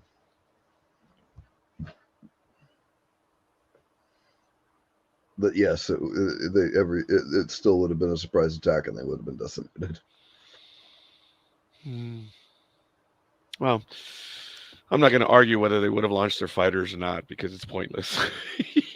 We know what's written already. I I made a joke watching the movie Clear and Present Danger. My wife was watching the movie, and there's a scene at the very end where Ryan tells Clark, "You go, you go that way." No, no, no, you go. And I mime the words in Spanish. Didn't you read the script, idiot? I gotta fight him on my own. She said, "Oh yeah, all right, I gotta go." I mean, that's the way it's written. It is. It's done that way. I know I shouldn't say that, but yeah, it is what it is. So we are all over the place on episodes 1, 2, and 3. What are some of your other thoughts on it? Because there was a little bit of humor. I don't know if you guys realized it, but I love where Starbuck is on the planet with Boomer, and they meet up with that lady. She's from Torah, and she's so ditzy and stuff. How do you know I'm a Torah? He's like, your accent. She's like, oh, her. It's the exact same speech pattern. She's a bonehead. I thought that was funny. There was a little bit of humor throughout the entire miniseries. You just have to be paying attention to catch it, but it was really funny. The moments that it was just the lighthearted humor. It wasn't drop dead, oh my God, humor. It was just, it was up here. There was more to this story than I remember. Heck, I haven't seen this in about 10, 20 years, man, until I saw it a week ago. Yeah. Marsha, or Greg, go ahead. But I was going to ask both Marsha and Baltar, prior to this rewatch, when was the last time you saw the original series, Battlestar Galactica? I had put it off for a while. It had been over 10 years for me. It's been over 10 years. I think when I first got the DVD set was when I last rewatched it. Well, for me, it was probably, it's now 2023, probably 4 years, because I was running the track where I had to refresh myself. And I discovered new things to love about the series, and I hope to be able to share some of that with you guys too later on, maybe down the line. I'm glad. We're going to be talking about when we're going to be doing the next few episodes. I don't know. We're going to have to settle. Unfortunately, it's going to be a very busy time of year for both personal and professional reasons upcoming for me. But as everyone knows, I was so desperate to do Battlestar Galactica a few weeks ago because it was the actual anniversary of the reboot. That's why we had to do that one. That's why we kind of jumped ahead. I think if people are going to allow us, maybe we'll redo that one a year down the road. When we're ready to go. My co-hosts, my glorious co-hosts, they were so kind in being ready to go because they didn't know if I was going to be able to go because I just, uh, you know how life is. But what are some of your other thoughts, folks, about this episode itself? These first three, even though it's really one episode, I guess I refer to them as three different episodes because I think Battlestar Galactica had 24 total episodes. This is part 1, part 2, and part 3. We Can I didn't. say one thing that really Stage. bugged me? Yeah. Go ahead, Baltar. Go ahead. The one thing that really, really bugged me, I'm sorry. Who has missed in space? Here they are flying through mist, and they're like, You mean through "Ah, the what's the Nova white mist?" Matagon? Yes, I'm sorry. Yeah, no, that's And I my think that was one supposed to be like a gripe. nebula of sorts, I thought so too. Yes. like gas clouds, because there are gas clouds out there. I just don't know True, if they're but when that he was talking, dense from like our perspective. If you're right on top of them, true, and they were talking about the possibility of it being an incoming storm, and yeah, being gas clouds makes sense, but would gas clouds really get that thick to be considered an incoming storm? Oh wow. That's interesting, interesting. Clay, because I wish you would have been here for our first when we looked at even the newer one. That's interesting. I think the 3-hour pilot is still the best premiere episode of any series I've ever seen. And I appreciate Clay. It's a singular comment. You're not saying to anyone else. It's just you believe that. And I don't want to argue with Clay, but what are your thoughts on that, Greg? Do you believe that? You know what? I hadn't given that thought right now. Because folks, and I keep interrupting everyone, I'm sorry. There was more to this as I rewatch it. I was 9 when I saw it the first time. A lot of stuff did get past me. Hola, Chris Sullivan. Hi, all from Otago, New Zealand.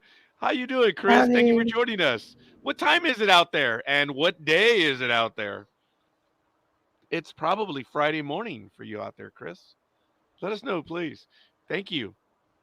And folks, I'm going to take this quick moment before I go to Greg, then to Liz and Marcia. This is NDB Media, trekking across the universe, otherwise known colloquially as Tattoo, trekking across the universe, and we're doing the Battlestar Galactica rewatch. And we thank you, folks. We're learning our way in doing this as well. As you know, we really can't play video. We don't know how to alter the video because we're going to get in trouble. And there it is, 4:30 p.m. It is okay. I'm on the West Coast. Did you hear my voice was going? I'm on the West Coast. It is 7:28 p.m. Thursday night in Los Angeles. Greg, it's what where you're at? 10:30 in Eastern Time, U.S. All right, Marcia, you're also Eastern, right? I'm with Greg. Yeah. Mm. Oh, that's interesting. All right, so Baltar. You know where I am. I'm right up above you. I don't. Sacramento, same time frame. I don't know what that means, but yes, actually, yeah, it's 7:30. That is cool to know. So, Chris, thanks. Chris, thank you for joining us. Why don't you let us know some of your thoughts on Battlestar Galactica right now? We've been on for a little bit, but I wanted to get back to Greg, Baltar, and Marcia. Um, my question. So one of the things I thought, through the series is, these premiere episodes, the Oh the yeah, three yeah, yeah. first three, were really the only time we got to see aliens in the series. There weren't a lot of aliens through the rest of the series. We had the Imperious leader, who's like this kind of like purple lizard guy.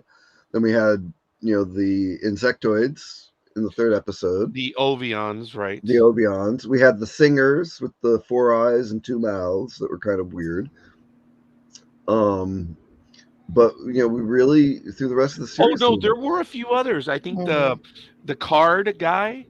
I thought he was alien. I didn't think he was human. Yeah, but through the rest of the And the series white there weren't. lightning. you're right, Greg. There was only really the only other aliens I'm thinking of are those 3 hooded guys that threw the Yep. oh, Hmm. those Yep. crystal thingies. The other thing is, I mean, we got to see almost all the tech they were going to use in the show in the first three. We got, of course, the Oh, Galactica, the right. Vipers, the Thank you, CYLON ship. Trey. The Borellian Nomen. Yes, thank you. Mm. I How could I forgot Clay, him? Trey, Chris, love you guys. Appreciate it, man. Appreciate the comments. Folks, I'm sorry, Greg, but folks, we know here on this network, NDV, this program works because of everyone in the chat room. It works because of everyone commenting. We're reading every damn thing you guys are saying, guys. And look, and we're posting it. So don't give me any crap later like, oh my God, what did he post? We will. And it means a great deal to us, folks. Being able to, you're spending time with us.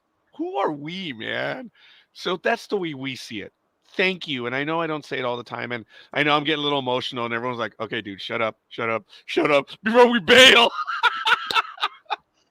So Chris says, I like the Cylon sorry. Oh, now, which Cylons, Chris?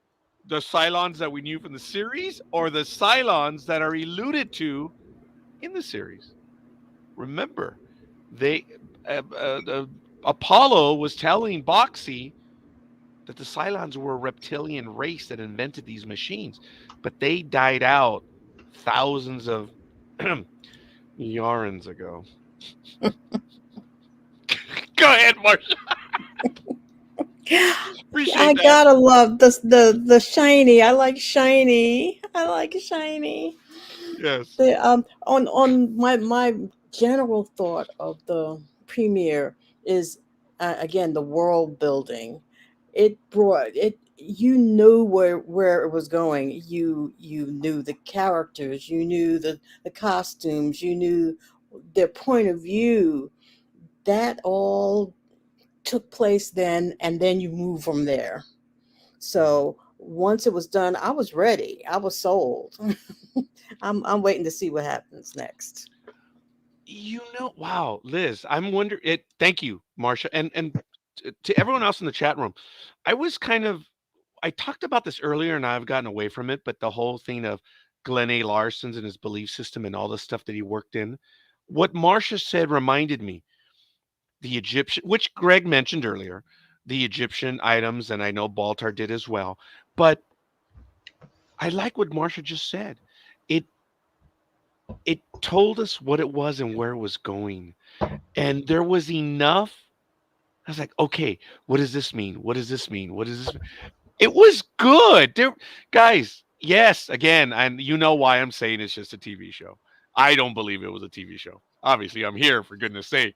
Folks, I've been wanting to do Back to Galactica since 2019. This is how long this project has been percolating here. But I loved the helmets. The helmets in the fighter cockpits, they kind of reminded me a little bit of Giant Robot. Remember the Egyptian seals? Kind of reminds me of it. It's kind of cool. I know. Sorry, getting emotional. Go ahead, Greg. Yeah, with no face shield. The what? The fake field? Face No, shield. it had no. They didn't have Oh, any face shield. right. They just had lights, which I thought were cool. It's like, why do they have lights there? Oh, okay. Read the script. Oh, and like Greg said, we saw the fight scenes which they used over and over and over and over again. I love that. They did, but as a kid growing up, there was enough that in my mind I knew I'd already seen it, but the story still worked. Yep. Folks, I know some people are going to get mad at me, but it's true what George Lucas said. Special effects without a story is a sad thing. And Battlestar Galactica actually had a story. And I think, yeah, they worked. I look at them now. Michael Day told me, he says, dude, the effects don't hold up. Well, I don't know. I'm going to go watch it again. Don't watch Battlestar Galactica on 4K or 3K or 1080p. This is like watching Gremlins all over again, folks. It's just your childhood memories are shot. What, Greg? What are you laughing at, dude? I don't have a 24-inch tube black and white television anymore. Well, fair enough. I did see it in color back then. I know. I have a 40-inch right up here, TV, and it's right here, and I know it's digital. So I know what you mean about that. You know, if you take away the graininess, you take away the pixels and stuff, then you're starting to see too much of the the imperfections. Just go The matte go lines. and let your mind drift. What was that, Greg? The matte what? The matte lines, like Yes. when they composite, you can actually see like little lines around like each ship. And I say Ooh, Michael, and Michael appears. Michael. I should have said don't say it Beetlejuice, 3 times. Beetlejuice, He's Beetlejuice. scowling at you for mentioning him. I know. Watch on DVD, standard definition.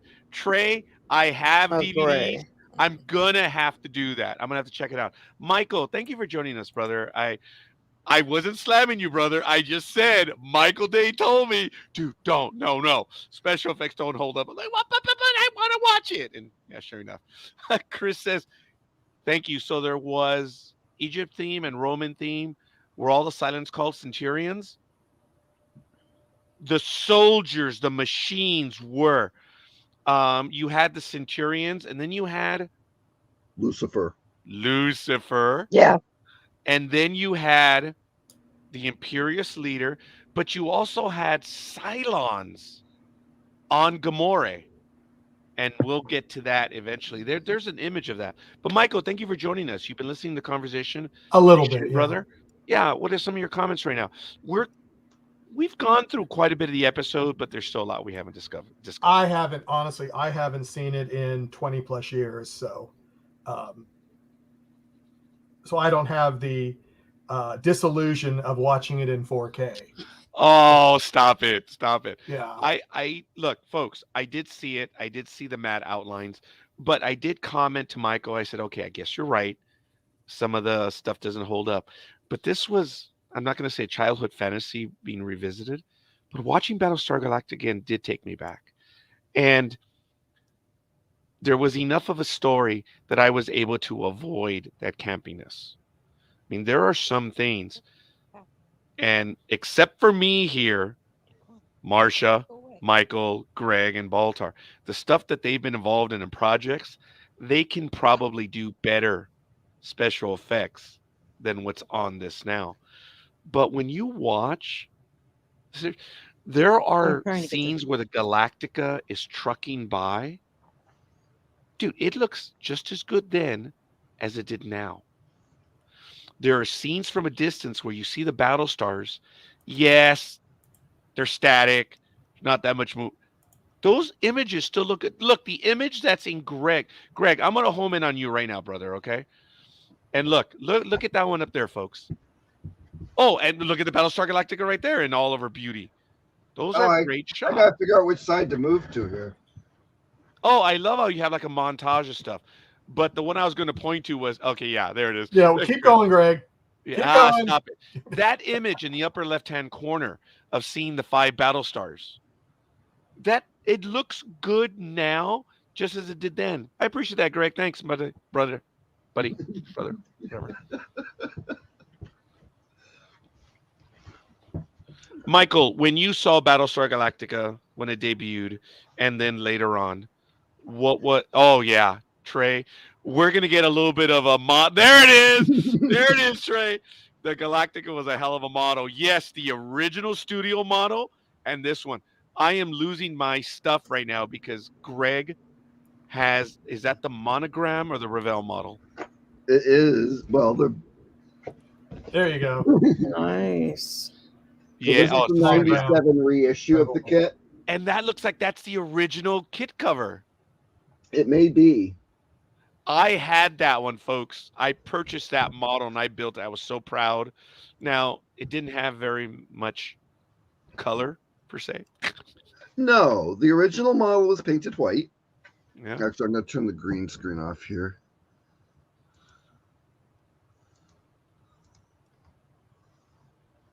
I don't remember that, Chris. That is cool. So the I think original Lego came model out was with painted Galactica. white. Wow. All the shading was actually just done with lighting. So there was red markings on it. So the kit, it wasn't the greatest kit, but I mean, for 1978, that's all we had. So it was pretty cool. Nice. But one of the things is that they don't do today is physical models. The CG looks, sharp, and they can put it out quick, and they can have a whole team working on it. But like one of the things is you don't have much anymore. I got to move to this side. Is what's going down here in this corner. Oh, let me go back to that, Greg. Yes. Yeah. Big studio model, against a blue or green screen, and it's standing there, and they've got to get the motion of what's going on with the camera, as though the ship itself is moving. Yeah, I have another image. Very quick. See that one? Yeah. Look at that. I didn't know that's how they did the exhaust. That is cool. That's the Viper, and it was a practical effect that they had to film that way. That is neat.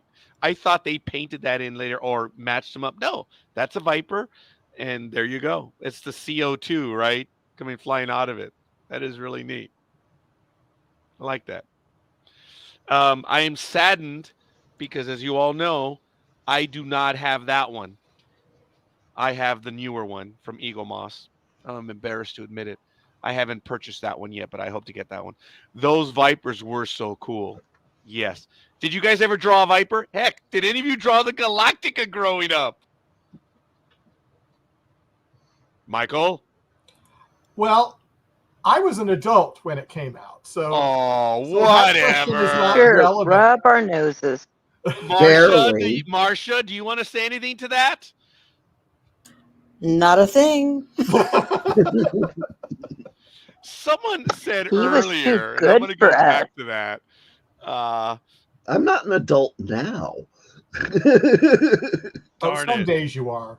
Some days I am. Yeah. Yes, some days you are.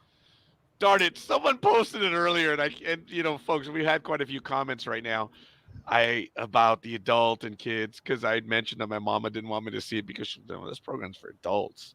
I'm like, oh, cut it out. Oh, here it is, Clay. Thank you. Thank you. Kids were adults back then. Yes, we were. Yeah.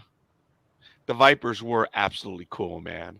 I got to tell you, I liked them back then, and I like them to today.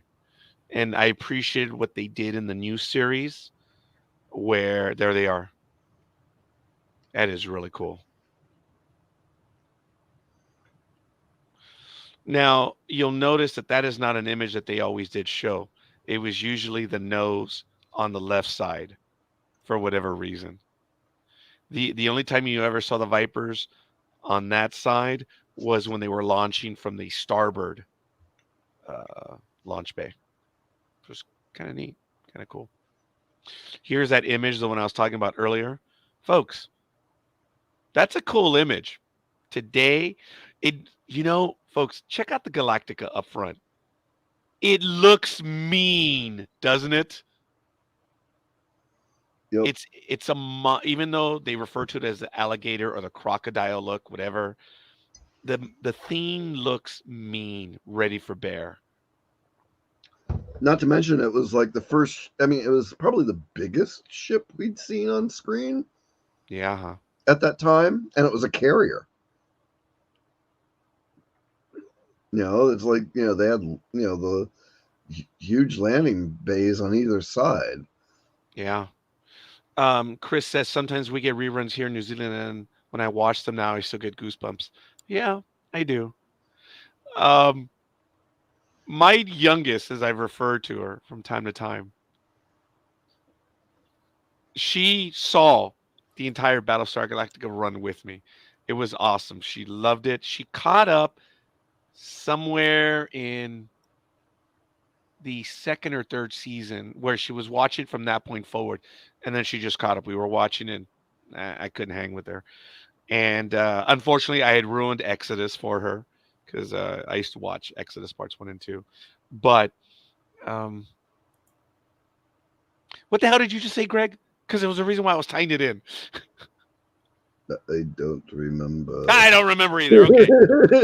Waltar, Marsha, your comments. Well, I I am don't not have any. much of a model collector, or even, but I love looking at them. I do like that the weird the singer with the three faces, and there was a lunch kit tin that had three figures. It had her, Boxy, and the Daggett. I Yes, had it. and Really? yeah, I had and it. so I was mhm, my if I can just say one thing, because I had it. My grandmother was into collecting antiques and everything, and she thought all these different shows coming out would one day be collectibles. So I had just Really? about every lunchbox and thermos of everything that you could imagine under the sun. And unfortunately, because of some issues later on, as I got older, I had to leave everything behind. And I'm thinking today, God, if I had that, if I had the Bonanza one, Oh, there are so wow. many I wish I had that I literally never have to work again. But it's funny, hearing old comments making me think, oh, I remember that because I had that one.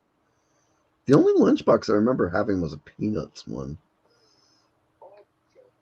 Oh my God, Greg. I wonder if we had the same one. But I had a Peanuts one, and then I think I had either a Star Wars or a Battlestar Galactica one.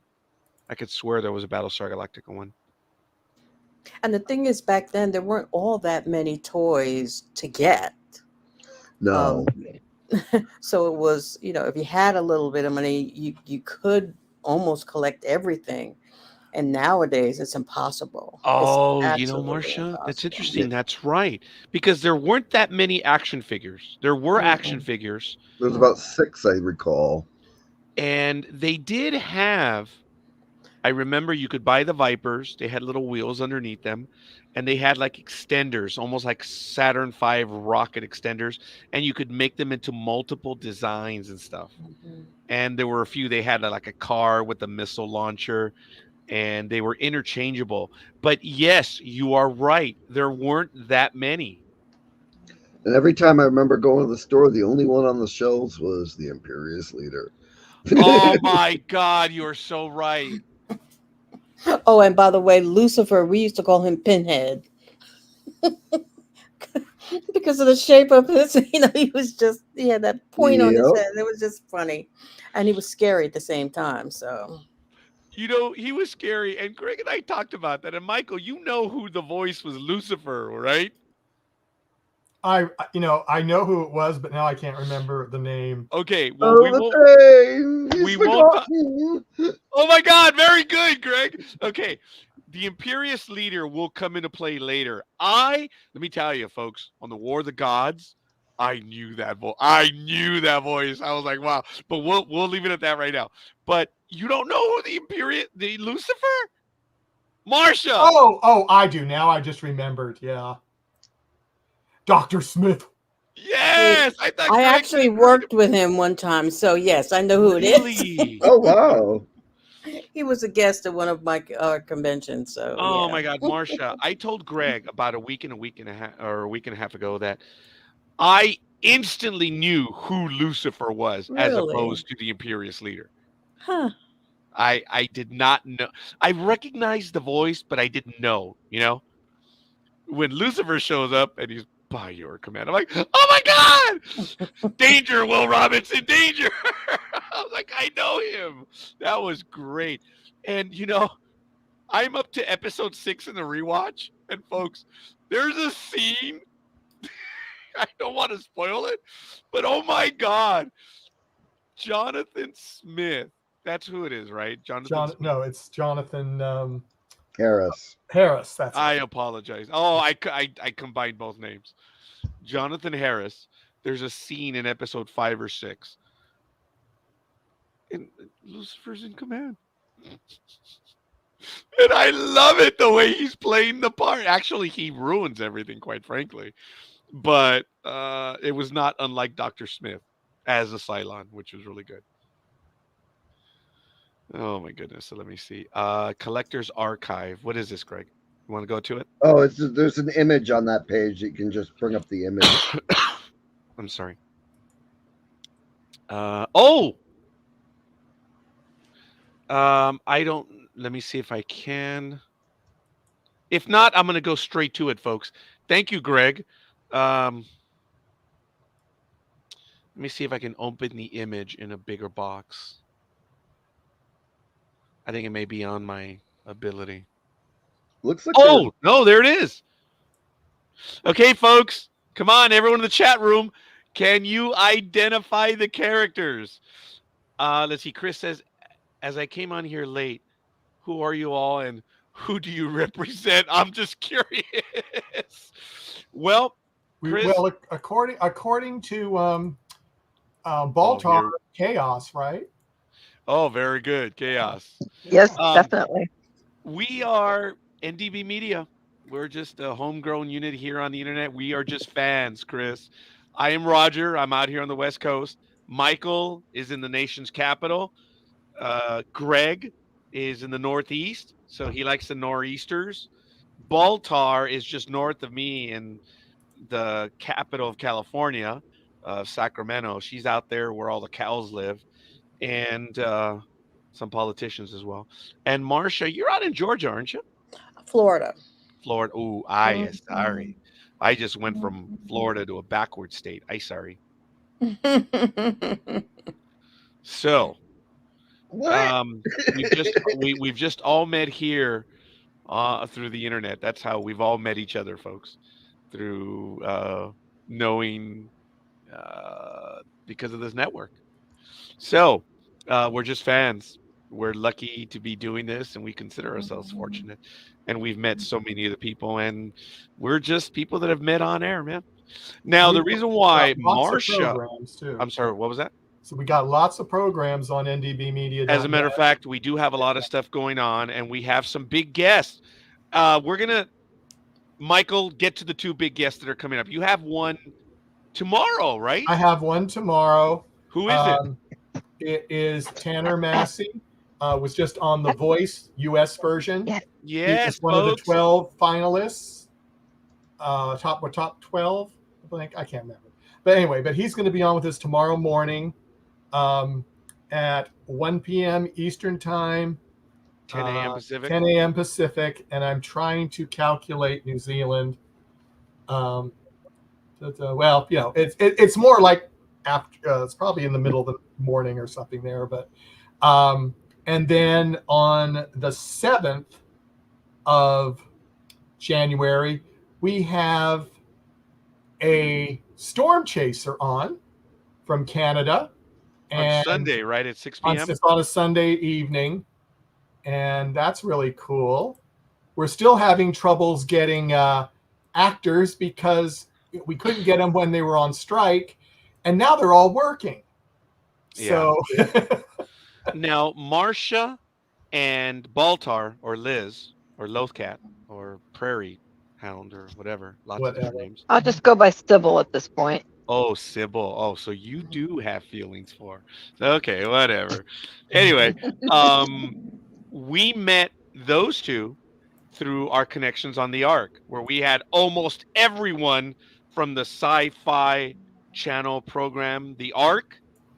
Everyone was on. Michael did a phenomenal job of being able to get everyone to join us. Bravo, Michael. He did. And look, folks, everyone that was on was because of Michael. So that's how a lot of us met.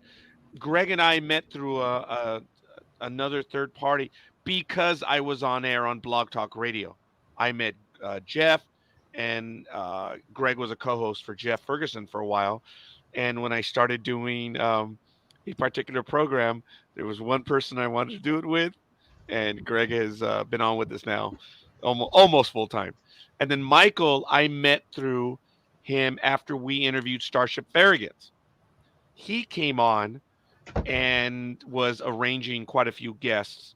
We met in 2010 at the very same Hollywood Expo when I shared that story of Richard Hatch, when I caught him trying to go to a lunch or something, and I was a jerk.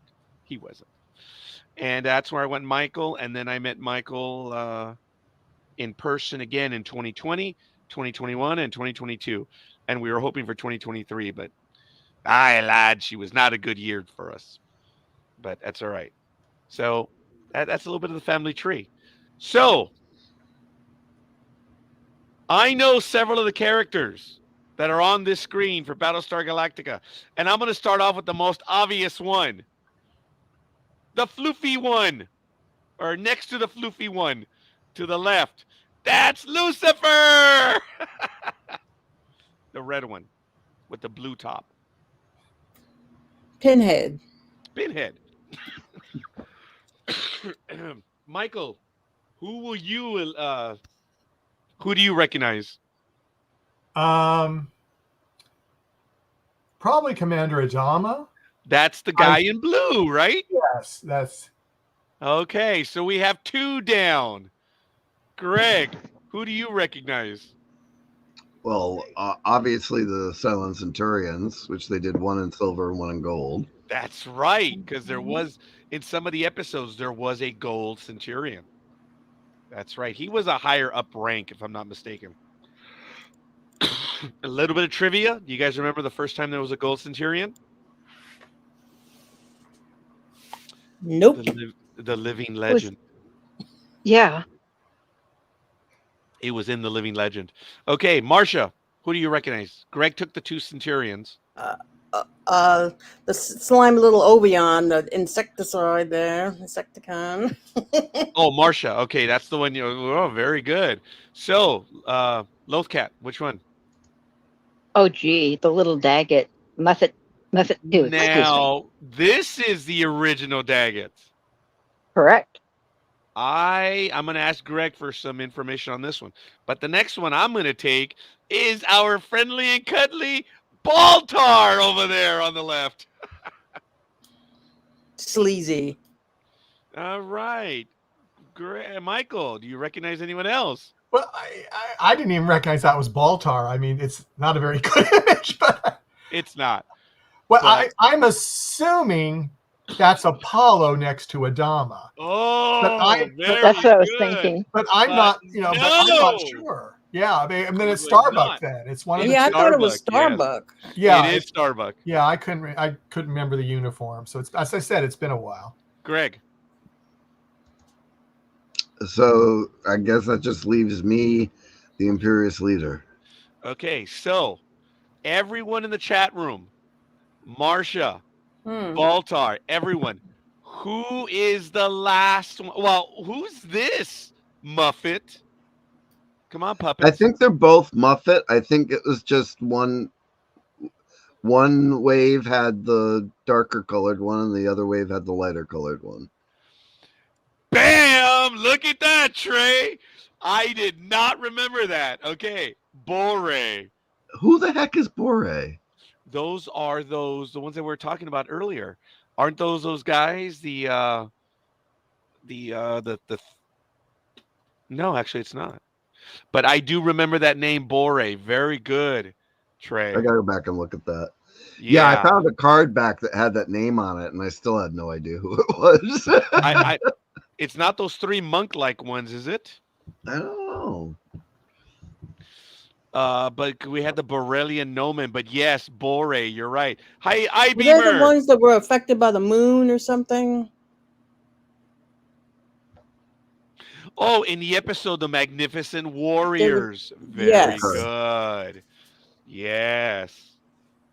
Chris says, my most favorite episode was when a Cylon got shot to save Starbuck. Oh. Oh my God. Oh, tiny bit of trivia. Does anyone know what Chris is talking about? And I'm going to ask for everyone in the audience. Look at that. Yes. My most favorite. So hold that, Liz. I think you know which one it is. My most favorite episode was when a Cylon got shot to save Starbuck. Folks, when does that happen? That's a little bit of trivia. I believe Greg knows. We were also talking about it. Marsh. Okay, here we go. Oh, there it is. Bam! Again. That was Galactica 1980. Yes. Does Trey, anyone... you get all the points. Yeah, you do.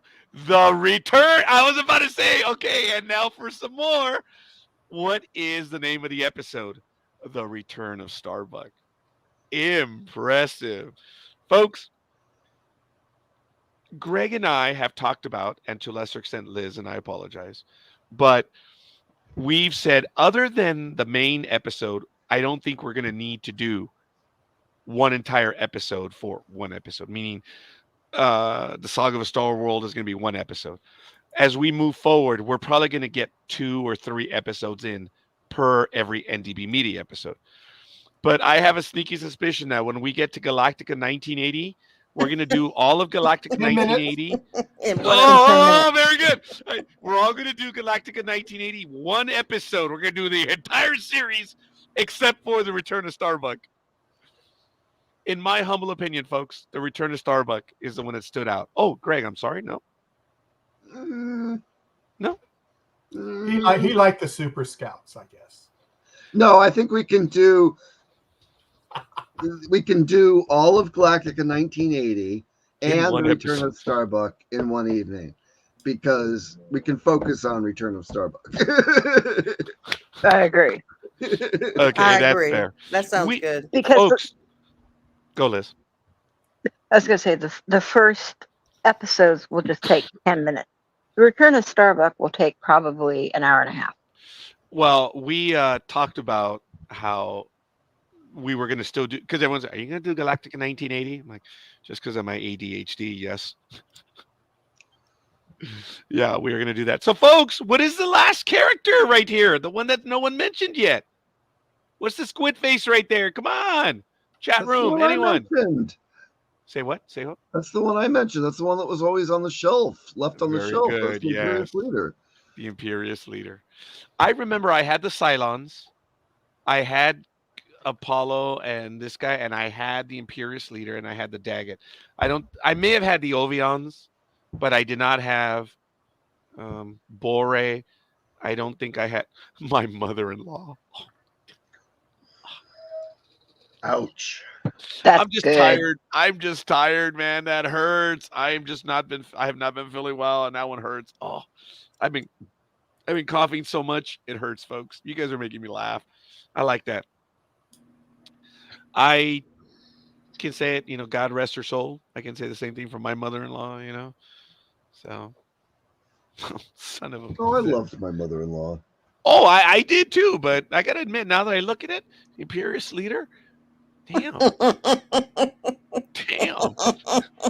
Marsha, very good. You know what I was.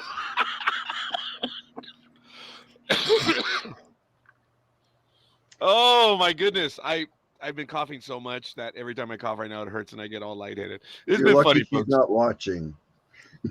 Oh my god. Well, she's probably watching me from upstairs. So Yeah, so you're gonna hear about it when you go see her. I'm gonna hear about it when we do the episodes, the War of the Gods, when we see those people. So the ship of lights, I remember that. But that is some good imagery, Greg. That's very well done. I appreciate that. So, I can't take credit for the image. I just found it. but yeah, you found it. That's my point. That was really good. I'm gonna have to save that image now. So there we go. No, I don't want it there. Aw, man, don't you hate it when you try to save an image off another screen and it takes you to like where you don't want it to go? I'm like, but I've been saving it everywhere else right here. But anyway, here we go. All right. Fair enough. So, I did appreciate the connection they made with the Ovions and how they were in on it. They, Colonel Ty tells Adama, it looks like we've made our escape. Next scene, oh, hey, the Cylons know exactly where they are, which is really kind of cool. Big slap in the face. The whole thing that was happening in Paradise or the casino. I remember how Sire Yuri, he's all in it for himself. That's it. It's just him. And he's outmaneuvering Adama almost at every move. But Adama starts to fight back and eventually outthinks them and outclasses them all. It is kind of funny when he says he doesn't know them by face. He's going to be counting uniforms. And when you see the way some of them are dressed, it was really funny. Yeah. And one of the soldiers was like, man, that guy hasn't even worn that one in about 20 years. He's just celebrating. Like, Yes, Serena said that to Apollo. Very good. Yes. Sire Yuri was in it for himself. He played a good bad guy, I suppose, in that. And I did appreciate when they had the fight underneath, and they're starting to burn up the planet because they're shooting up the place, and fires are starting out everywhere. And then they get into the elevators, and everyone, watch your attention. Everyone, get out of here. Get back to the ship. I'm in charge here, says Sire here. And then the Cylons start coming shooting up. And he's in charge. He's Listen in to charge him. here. What was that, Liz? I said, he's in charge here. Yeah, I thought that was good. I did like that scene. I loved how Adama had outthought everyone. The Vipers were already on the planet, and when they storm up there, it was exciting. It was, the cavalry was on its way, and then we have 90 microns, 80 microns, 70 microns. It was really good, and I think they got to within 10 microns, and then the Vipers make it, and it was really cool. It was an exciting battle. It was fun. I know we'd already seen a lot of that imagery, but it was cool seeing the Colonials saving the day, saving the last battle star, and then Starbuck and Apollo. Right, Greg? What we were talking about earlier. You want to take us down that path? That's funny, dude. Oh no, go ahead, because it's been too long since I watched the Liz, episode. do you remember, or Marcia? Because they know that Ty said, "Okay, the Cylons are fleeing. Let them go. Don't press the attack." So I remember in the new series, there was only one time where Adama said, "Press it, go after them." There was only one time. In this, Are you referring to Orange and Purple Leader? yes, orange and Oh purple God, that's right. squadrons. Yeah. All right, so after Ty alerts the Vipers and says, "All right, come on home," Adama says, "Don't press the attack. Come on home." Apollo and Starbuck, just like in the miniseries, they're out in Heligon, and Apollo says, "I want that last base star, and I want it, and I want it bad." He says, "You realize the planet's going to blow up?" "Yes." "What do you suppose we do?" "Let's go make some noise. Let's try to see what we can do." "Well, but, dude, if they detect colonial Vipers, the base star is going to lower itself closer to the planet, and we might just get lucky." Oh my God, that was awesome, because they're Starbuck and Apollo, the two buddies. They're making all this noise, saying, "We got red and gold, blue, and I forget what was the other one, but they were 4 squadrons." And then Baltar, what does Starbuck say, which I thought was so funny?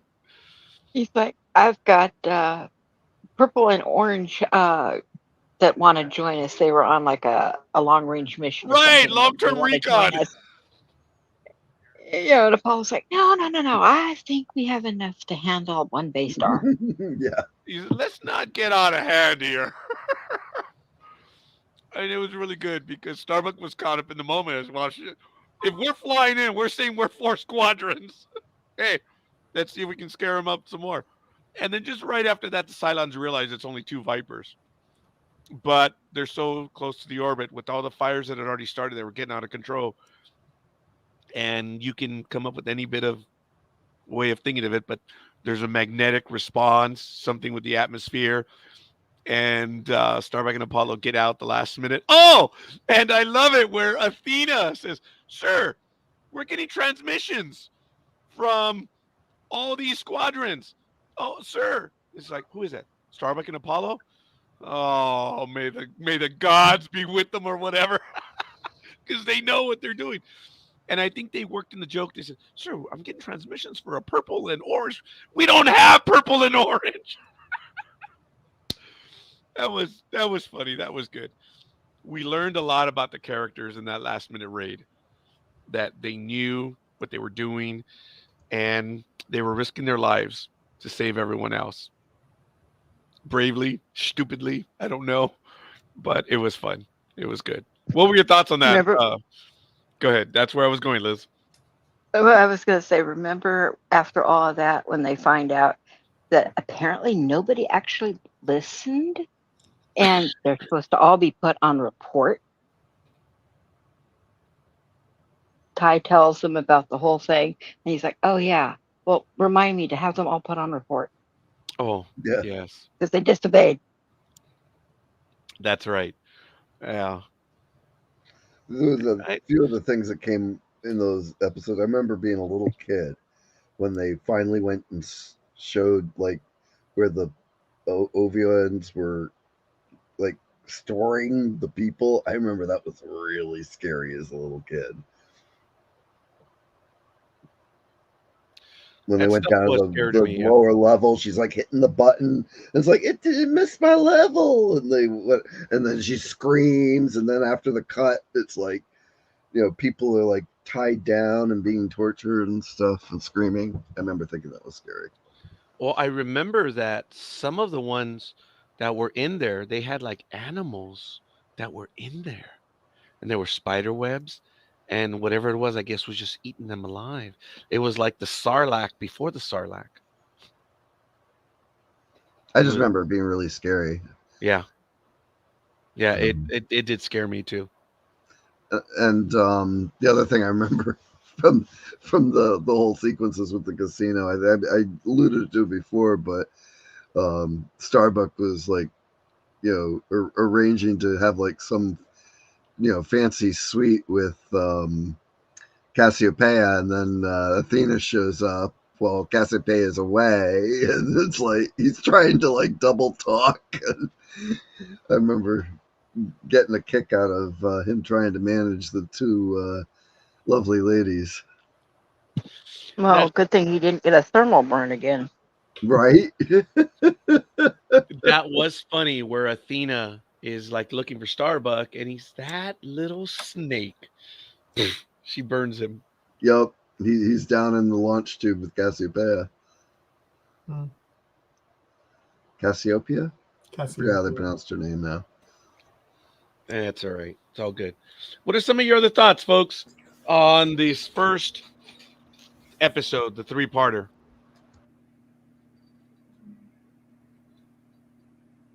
Marcia? Well, I really like the costuming. I think costuming is really important. I like the regalness of Adama and the blue velvet and the silver and you see people costuming today with even the flight suits and the jackets and it's very distinctive and I think that also contributes to the longevity of a series is how unique you can make the look. And Battlestar Galactica when you see that the jacket and I like that. I remember the jackets. I remember Mhm. people dressing up in them in the 70s and 80s for Halloween. I do remember that. Um, Chris says, so I watched the new up-to-date B Battlestar Galactica, and I think that was a load of rubbish when you compare the both, and the old series was always a lot better. Chris, a lot of people feel that way. It was not unlike, and I believe Michael, Greg, Marsh, and Liz would agree, the same thing with Star Trek. It's it's what you grew up with, and you could not. It wasn't the same thing. To this day, there are still two camps of Battlestar Galactica. I think it's less so in Star Trek, right, gentlemen? That No, no, I don't know about that. Yeah. really no. still Still, the original series and everyone else. yeah. Oh, so there's the original series people that are only original series people. Hmm. Yeah, Then still there's in the Battlestar next Galactica. generation era people that are only next generation era people. Yeah. Then there's people among those people that fight over whether Deep Space Nine, Voyager, or Next Generation are the best. And then and then there's people that like only up through the Next Generation era, and anything new is horrible. And even then it's like there's people that don't mind all of it, like me. And me. And me. I Well, whoa, what was that? Whoa, what was that, Liz? I said, and me. Oh, okay, hmm. fair enough. I'm working on it. Uh, so Discovery's tough. Yes. It has its moments, but it's tough. It It, it it, got it better has after the first really season. good things going for it, and it Mhm. also has some really not so good things The going. second season really helped Discovery. That's Yes. Well, with Battlestar, I think that the two series are so different. The new one, it's now 20 years old. New, Yeah. Yes, that's what we did on December 8th, man. good lord, is much darker. It's not for children at all. I would not No. have my 7-year-old sit there and watch. I could have, my 8-year-old or 10-year-old watch the original Battlestar Galactica, pretty much.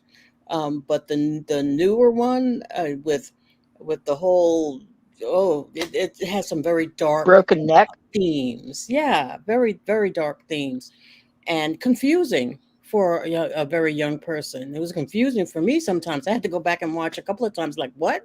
Yeah, it's Who's definitely a an adult Cylon? show. He doesn't know what he's a Cylon.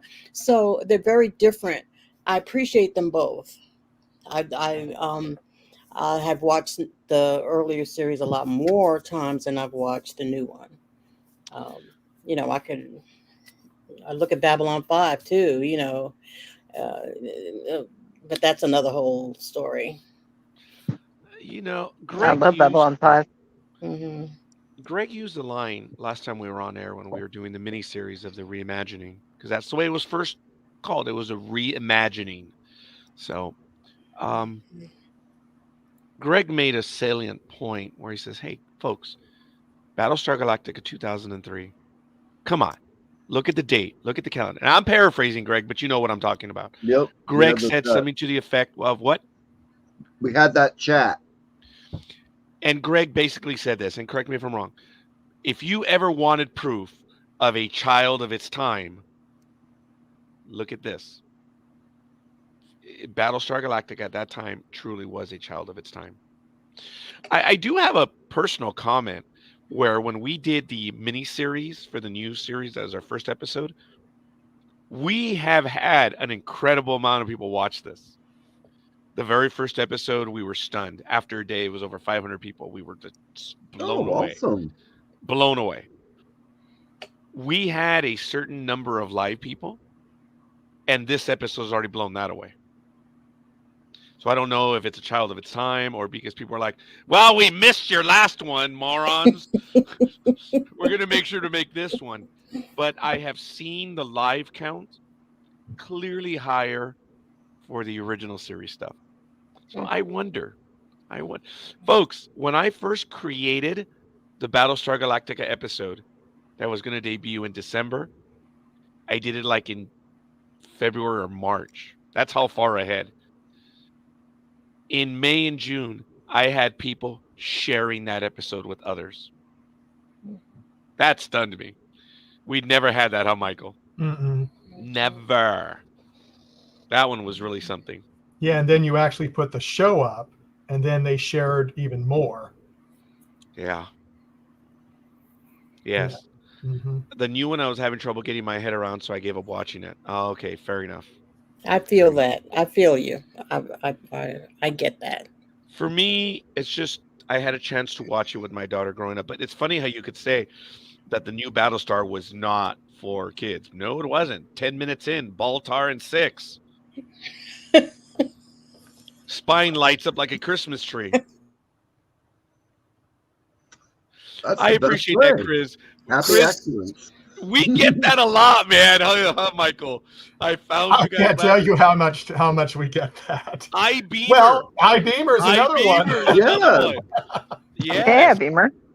And actually, Liz and Marcia, you found us by accident, didn't you? I just realized Yes, I did. who you are. Hi, Liz. Oh, you didn't realize that was Liz? Oh. It's because her name is Baltar, and then we keep screwing around Oh by my calling her gosh. everything but Liz.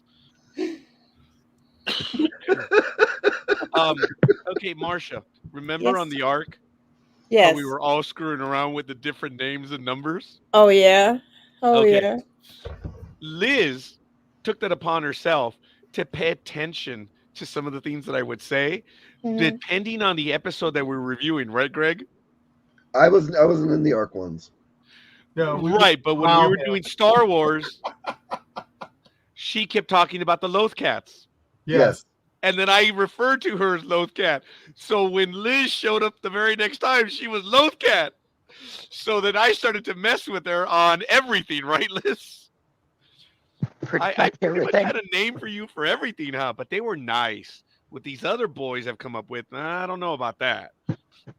Yeah. It's getting Yeah. a little old on some spots. Yeah, but Sybil is actually, I gotta admit, Sybil's all right. But because when I had spoken to Liz for several months now, and I know where she lives, but that oh, thank you, Chris. Appreciate it. We got 2 subscribers now, folks. Whee! Because I'm the first subscriber, and now it's Chris. No, I appreciate that, Chris. I thank you. We actually talk a lot of different stuff on this network, and that is the only time that I will brag is when I say what we have on the network, because that is so cool. So, what I wanted to say right now was I lost my train of thought. So damn it. Too bad. Somebody else jump in. He's gone now. Well, I'm still trying to get our first guest from New Zealand. I've almost had like 2 or 3.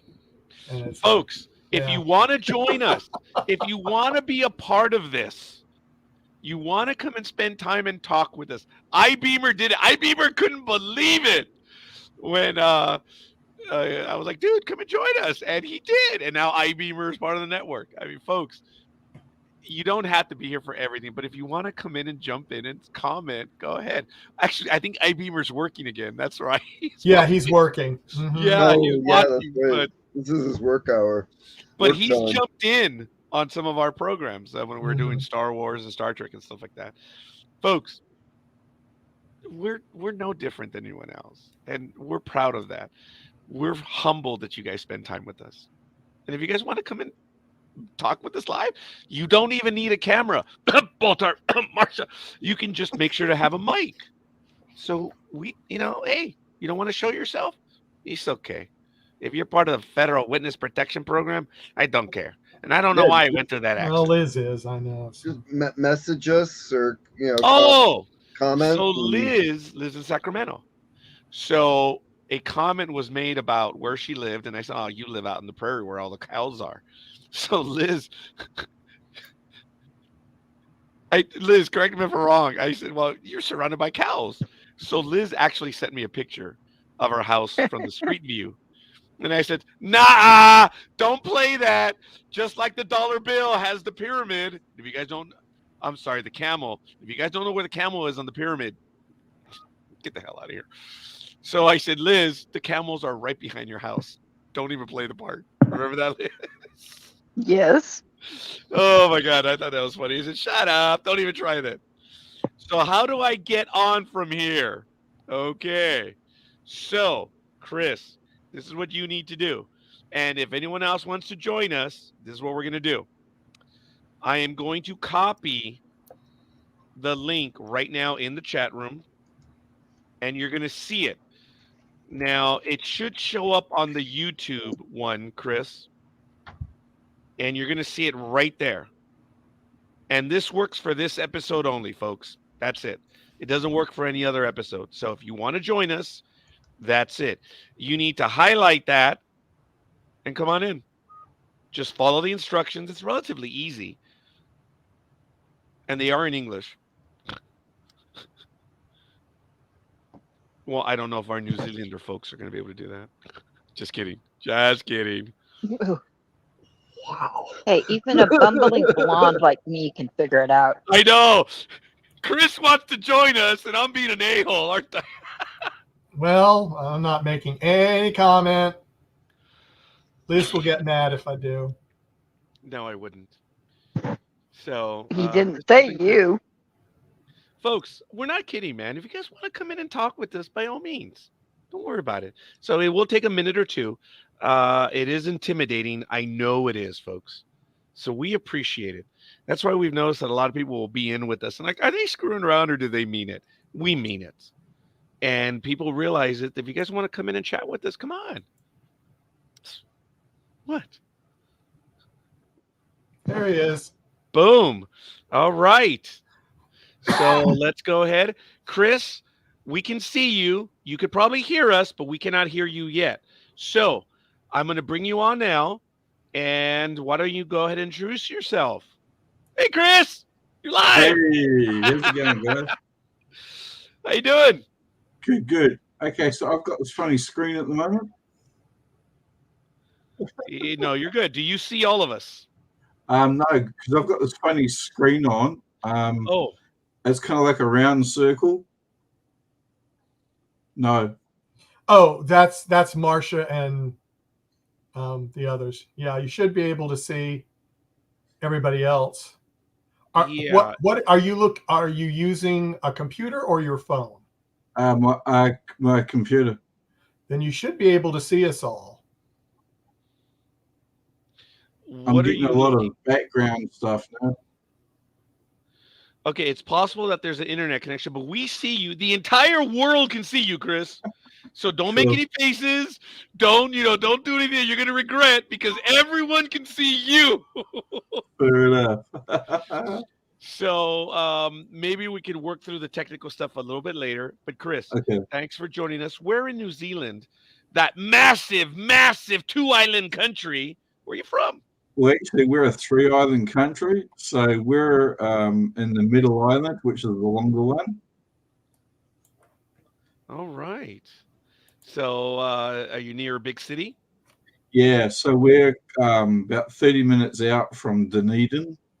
Oh, yes. And I know of that because of Lord of the Rings and all the outtakes and all that stuff. So, Yeah, oh, yeah, that's in the South Island, correct? yeah, yeah. So I'm quite proud because we've brought the world Lord of the Rings. Yeah. Have you been to some of the filming sites? No, I haven't. I haven't sort of really got around to it, and I'm not a big Lord of the Rings sort of fan. I mean, my wife, she's got it on DVD, and we've watched it a few times, but I'm not a great fan of it.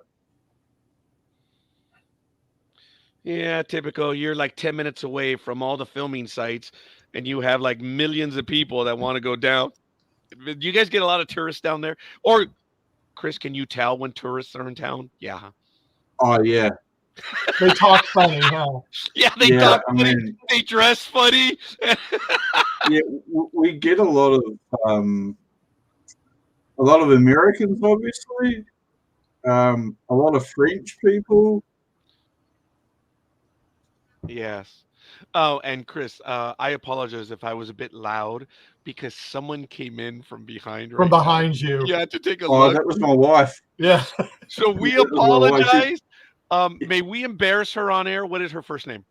Oh, Vicky. No, she's just curious as to who I'm talking to. That's all. Yeah.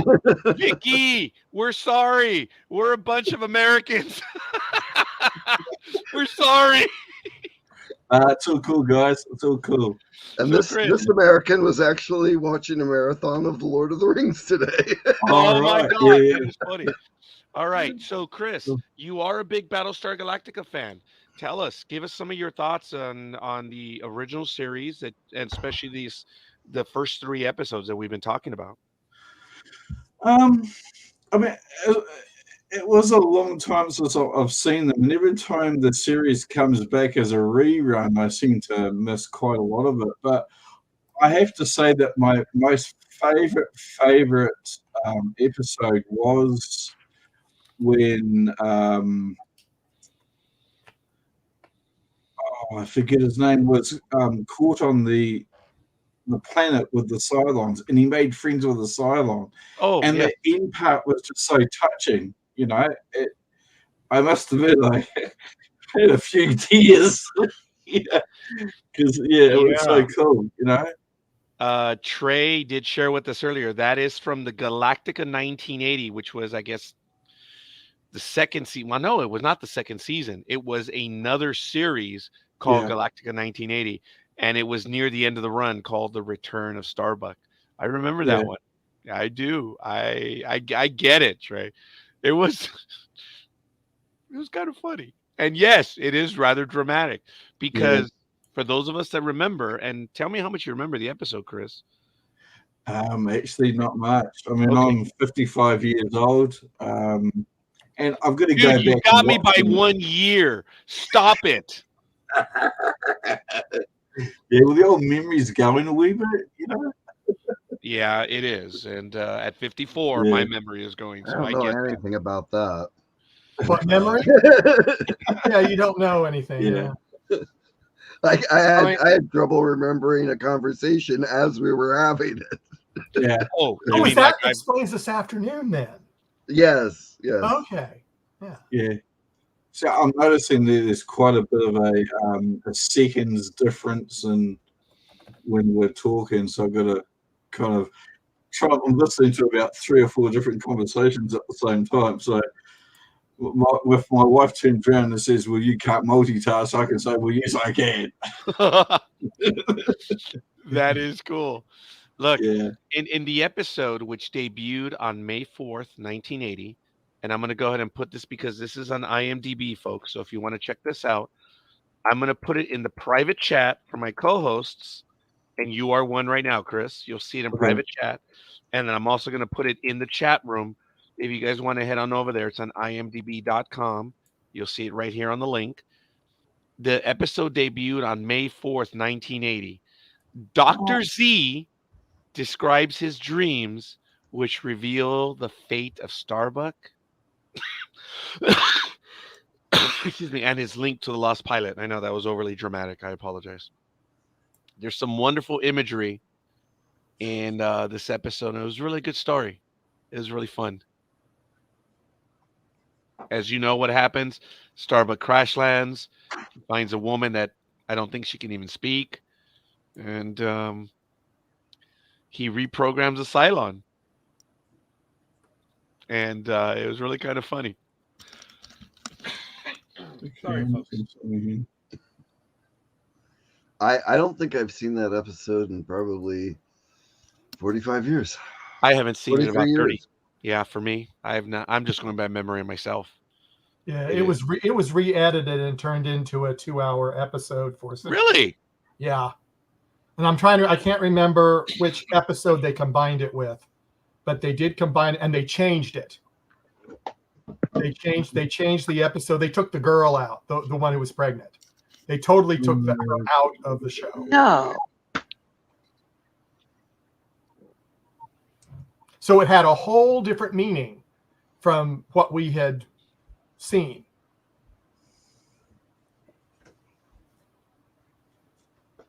Wow, I did not know that myself. Ooh. Pizza. Hi, Vicky. Good. Hello, guys. How you doing? Sorry, didn't mean to embarrass you, but you are live around the world right now. Yeah, I don't think the Blu-ray has Yes, the you're edited right. version. I think it just has So- the episodes. Yeah. It's going to be. How much of the world? Yeah, we're actually having a conversation right now on Battlestar Galactica. So if we're making a lot of I'm noise, so Vicky, far I'm so behind you sorry. now. I apologize. See And- how much to drink. The Drink us. Yeah. Shouldn't be. I know. You know, you didn't mute yourself, right? He probably doesn't know that. I don't think he can hear us. No, there's such a drag at the moment. Oh, That's oh, I'm sorry. yeah, Yeah. the latency. It's probably the internet connect. Well, hey, we are how many miles away? I'm Quite out a of few. Los Angeles. Oh, just a couple. Yeah, just very good. Just a couple miles. Hey, that line is actually going through the Pacific. You know, again, folks, think about this. Yes, there's a little bit of a delay right now on the connection, but look at where he is, man. He's in the South Island Yeah. of New Zealand, and we're all over the United States and many other people from around the world. This is incredible what the internet does, man. Yeah. And we have our Australian host, it's still amazing that, he's in Australia and it's almost instantaneous. It's amazing. We have a gentleman that joins us from Perth, Australia, way out there. That's on the far west of the island or of the continent, and it's fairly instantaneous. But every now and then there is a lag. Mm-hmm. But hey, it's all good. So, folks, we've been at this for a while. This is really good stuff. Of the original series, other than the return of Starbuck, Chris, what is one of the other episodes that you remember that stand out? Oh, gee.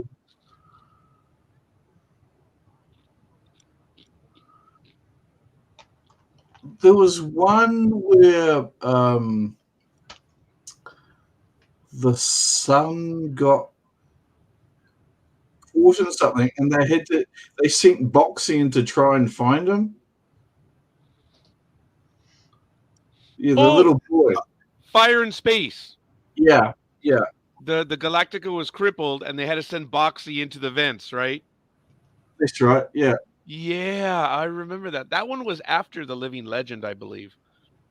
Right. I do remember that one, yes, because Sheba was already aboard the crew at that time. I Yeah. remember in that episode, they did not have the resolution for that episode when they started filming. The script wasn't complete. Oh, okay. Right.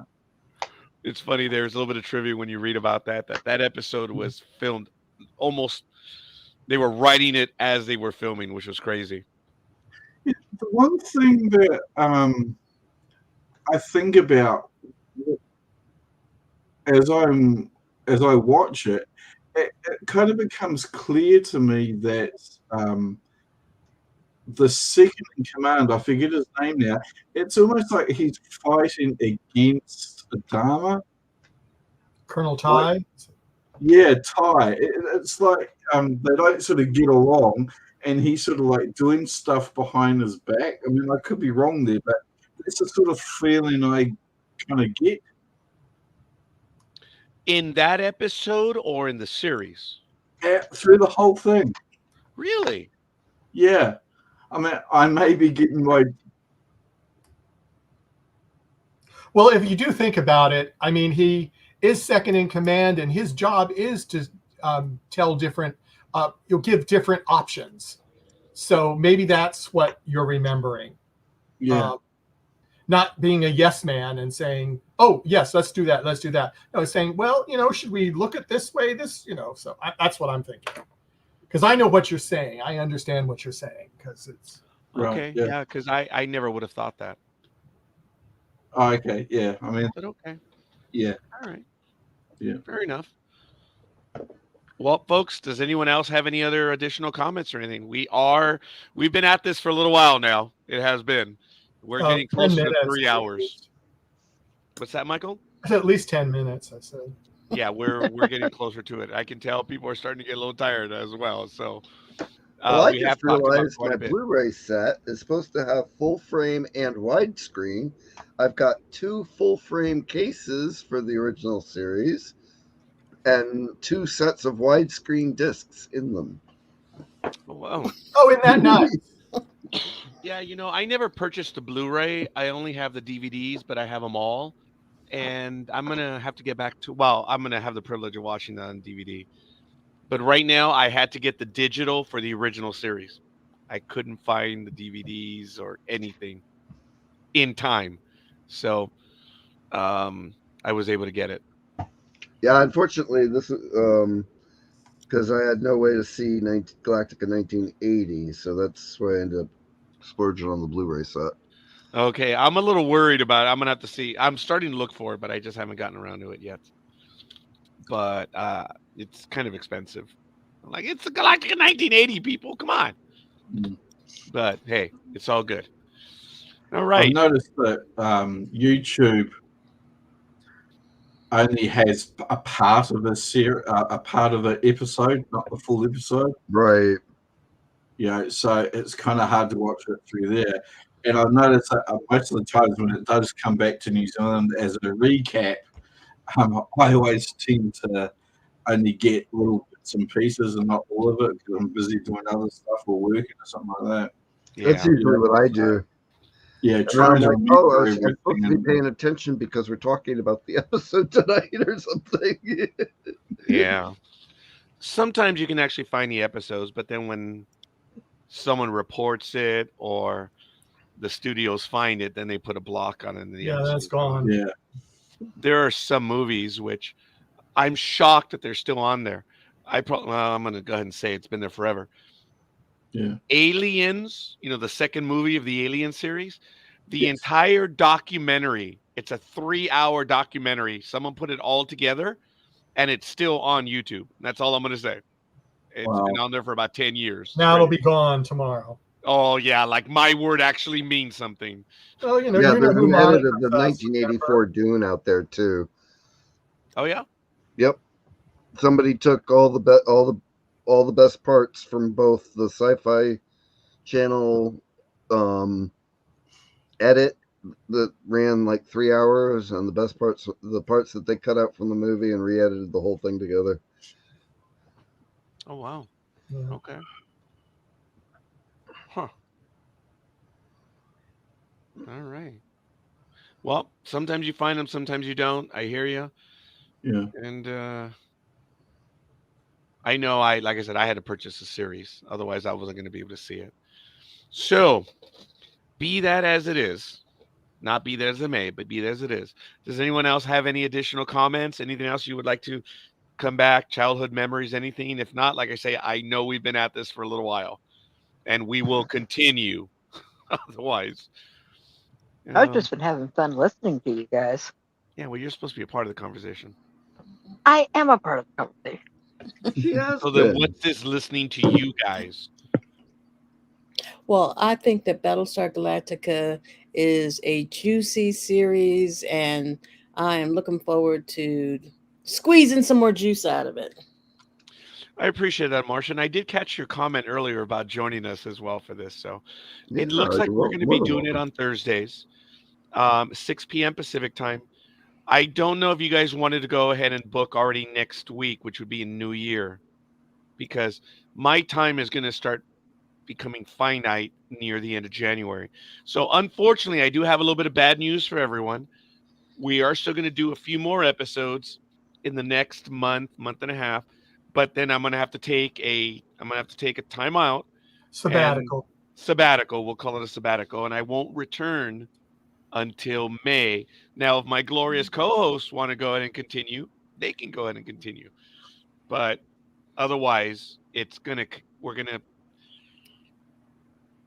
February, March, April, we're gonna be not doing Galactica. So Yep. Once the new tax forms are available. I have no idea what you're talking about, Greg. None whatsoever. I really do not know what you're talking about because I don't either. Yeah. Me either.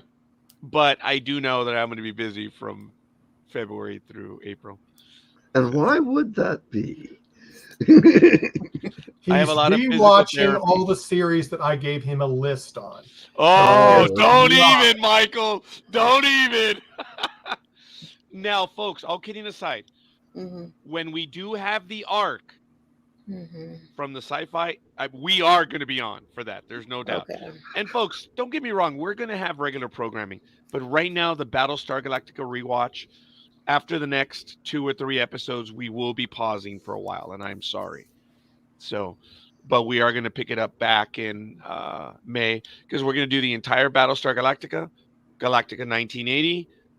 We're going to do the reimagining as well, which will include the 2 movies that they created, as well as Caprica, and we're also going to do that 1.5-hour movie. Blood and Chrome. Blood That's a and good Chrome, one, yes, actually. Blood Yeah. and Chrome. Oh yeah, I have seen. I only saw that one. Yeah. That's that one. Yeah, so there is a lot of stuff that we're going to be taking. Folks, I don't think we're going to get this series done in a year, but this is what we're going to do. And it was a promise. I've been talking Battlestar Galactica for 2 years now, and that's why I was in a hurry to get it done. I'm glad. I am blown away by everyone that has come in and spent time with us today. Chris also joining us. This is so cool. Yeah. Chris, let me see. Greg, it's next year. Are you going to want to do next Thursday? Oh yeah, I can do Thursday. Liz? Yeah, I can. Okay. Marcia, are you thinking of joining us? Yeah, I was Okay. Awesome. Chris, if you get a Hey, chance, you need to you know watch what? the next It 2 would be episodes.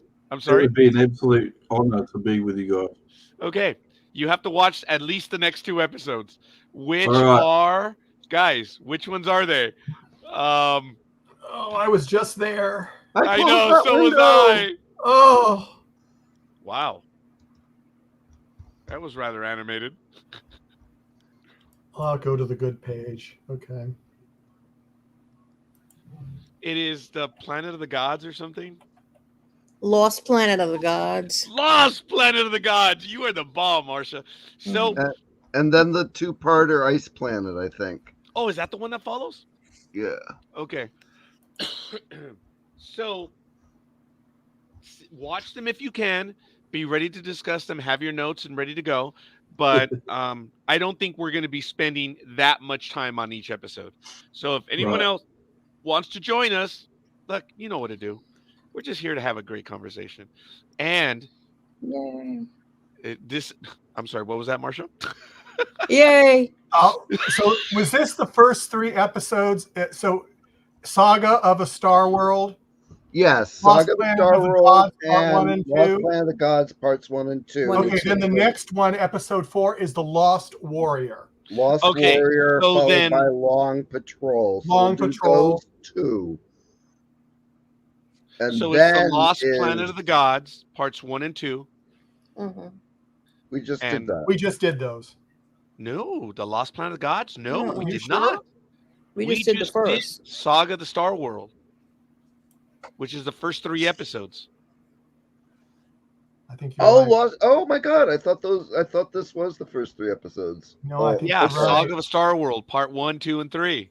Mhm. Oh. Yeah. All right. The Lost Planet of the Gods Parts 1 and 2. Yeah, guys, come Oh, on. yeah, you're right, because I just checked. It's 133 minutes. I thought right. those 2 I'm were the, right. the Oh, ones wow. where I they know, were on the I know. planet It's of the a shock. casino. I know. What an epiphany. Oh, you're right. Mhm. Oh my God! Chris is like, what the hell is going on? My buddy Trey out there is going to start all over my Facebook. Why are you doing a show on Battlestar Galactica? You don't know what you're talking about. Chris, be ready to play. Okay. Cool. Oh, it would be great to have somebody who's seen him for the first time too. Yeah. So yeah. And if you haven't seen it in a long time, man, there you go. It's like Then the that's first exactly time. what it's going to be like if you haven't seen it for a long time. Hey Trey, thanks. You've been helping you, dude. Emily Post down there, baby. Lost Planet of the Gods. Trey's I'm like, so whoa. embarrassed. I actually know this guy. That's fun to read. No, Not anymore. No, That's right. that is cool. So, Chris, you can let your friends know, family, let them know you're going to be on. So, I have not set up the link yet. It's going to be set up sometime tomorrow. So for you, it would be Saturday, but it's going to be here on YouTube. You'll see it upcoming. Since you Yep. are subscribing, you'll see it. You're going to see some other episodes that we do. Tomorrow, we have a guest from The Voice, Michael, Mm-hmm. in less than 10 hours, I think. Yeah, tell me about. Well, it's about 14 hours. Yeah. 14 hours away. A 13, guest 13, from The 14 Voice. hours, yeah. Mhm. And then we have a sports talk with the guys program. And then we're going to have a storm chaser, which will be Monday for you, Chris. It'll be Yep. Sunday for us. That's exciting, folks. A storm chaser. Wow. Wow. We're going to be interviewing a storm chaser. And then after that, we're going to have Thursday, which will be Friday for you. So, Okay. and it will be trekking across. It's going to be Back to Galactica. That's what this is called. Back to Cool. Galactica, 1978. I don't know what I'm going to call it because I don't know how many episodes we're going to get through, but possibly up to 4, minimum of 2.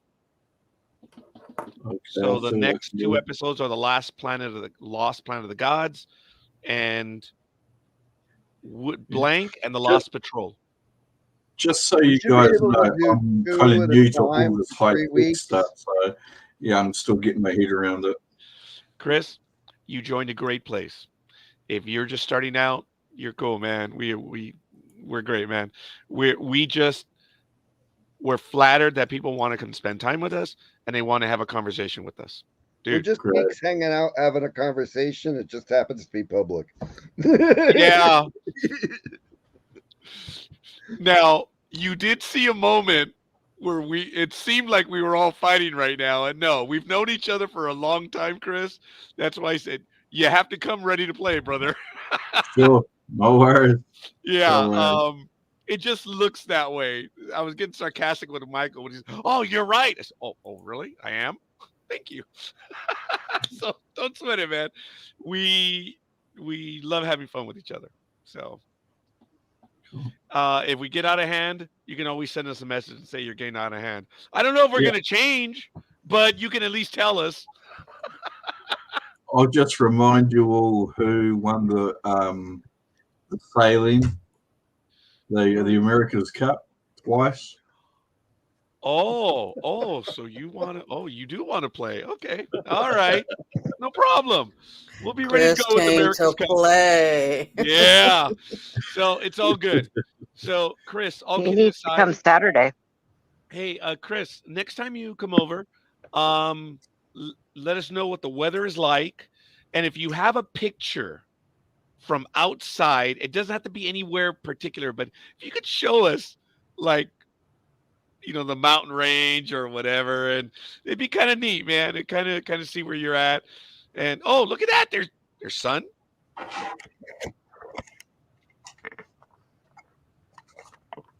I thought he was going to show us the picture right there. Yeah. Wow. That is cool, man. That is nice. That's a nice view, Chris. That is cool. And look, that picture on the wall. I thought you were going to show us that picture and say, "There you go. Shut up." That's really cool. That's nice, man. Appreciate it. It's cool, man. Seeing things like that, it makes it real, folks. So, No worries. No worries at all. Yeah. It's Well- a beautiful weather out there today, which is quite good. We had a lot of rain over Christmas Day and everything. So, yeah. Believe it or not, it's been rainy and dreary here up in Maine. Usually we've got nice white snow on the ground by now. Okay. Yeah. really, does snow come in other colors, Greg? I was thinking that After too. the dog's been at it. Okay, fair enough. Yes, Marsha. Thank you, I would Marsha. like pink. Can you pink? Thank you. Maybe if I have the dog drink some cranberry juice. Okay, Chris is trying to have a meal here, man. Let's not get all disgusting on it. That's all good. It's all good. That's the wife made some homemade pizza. That sounds awesome. Dude, that is So, awesome. yeah, It is. it's quite good. And you know what, Chris? Your wife's a team player because she came over to say hi. That was really neat. So thank you for Absolutely. us. Thank her on our behalf that she let you play with us for a while, and we look forward to having you on again. Folks, I do apologize. We Right. have been at it for a while. We are going to call it. I know we discussed quite a bit. And as we move on forward, we're going to have a lot more. Believe it or not, folks, a lot of that we're talking about is all memory.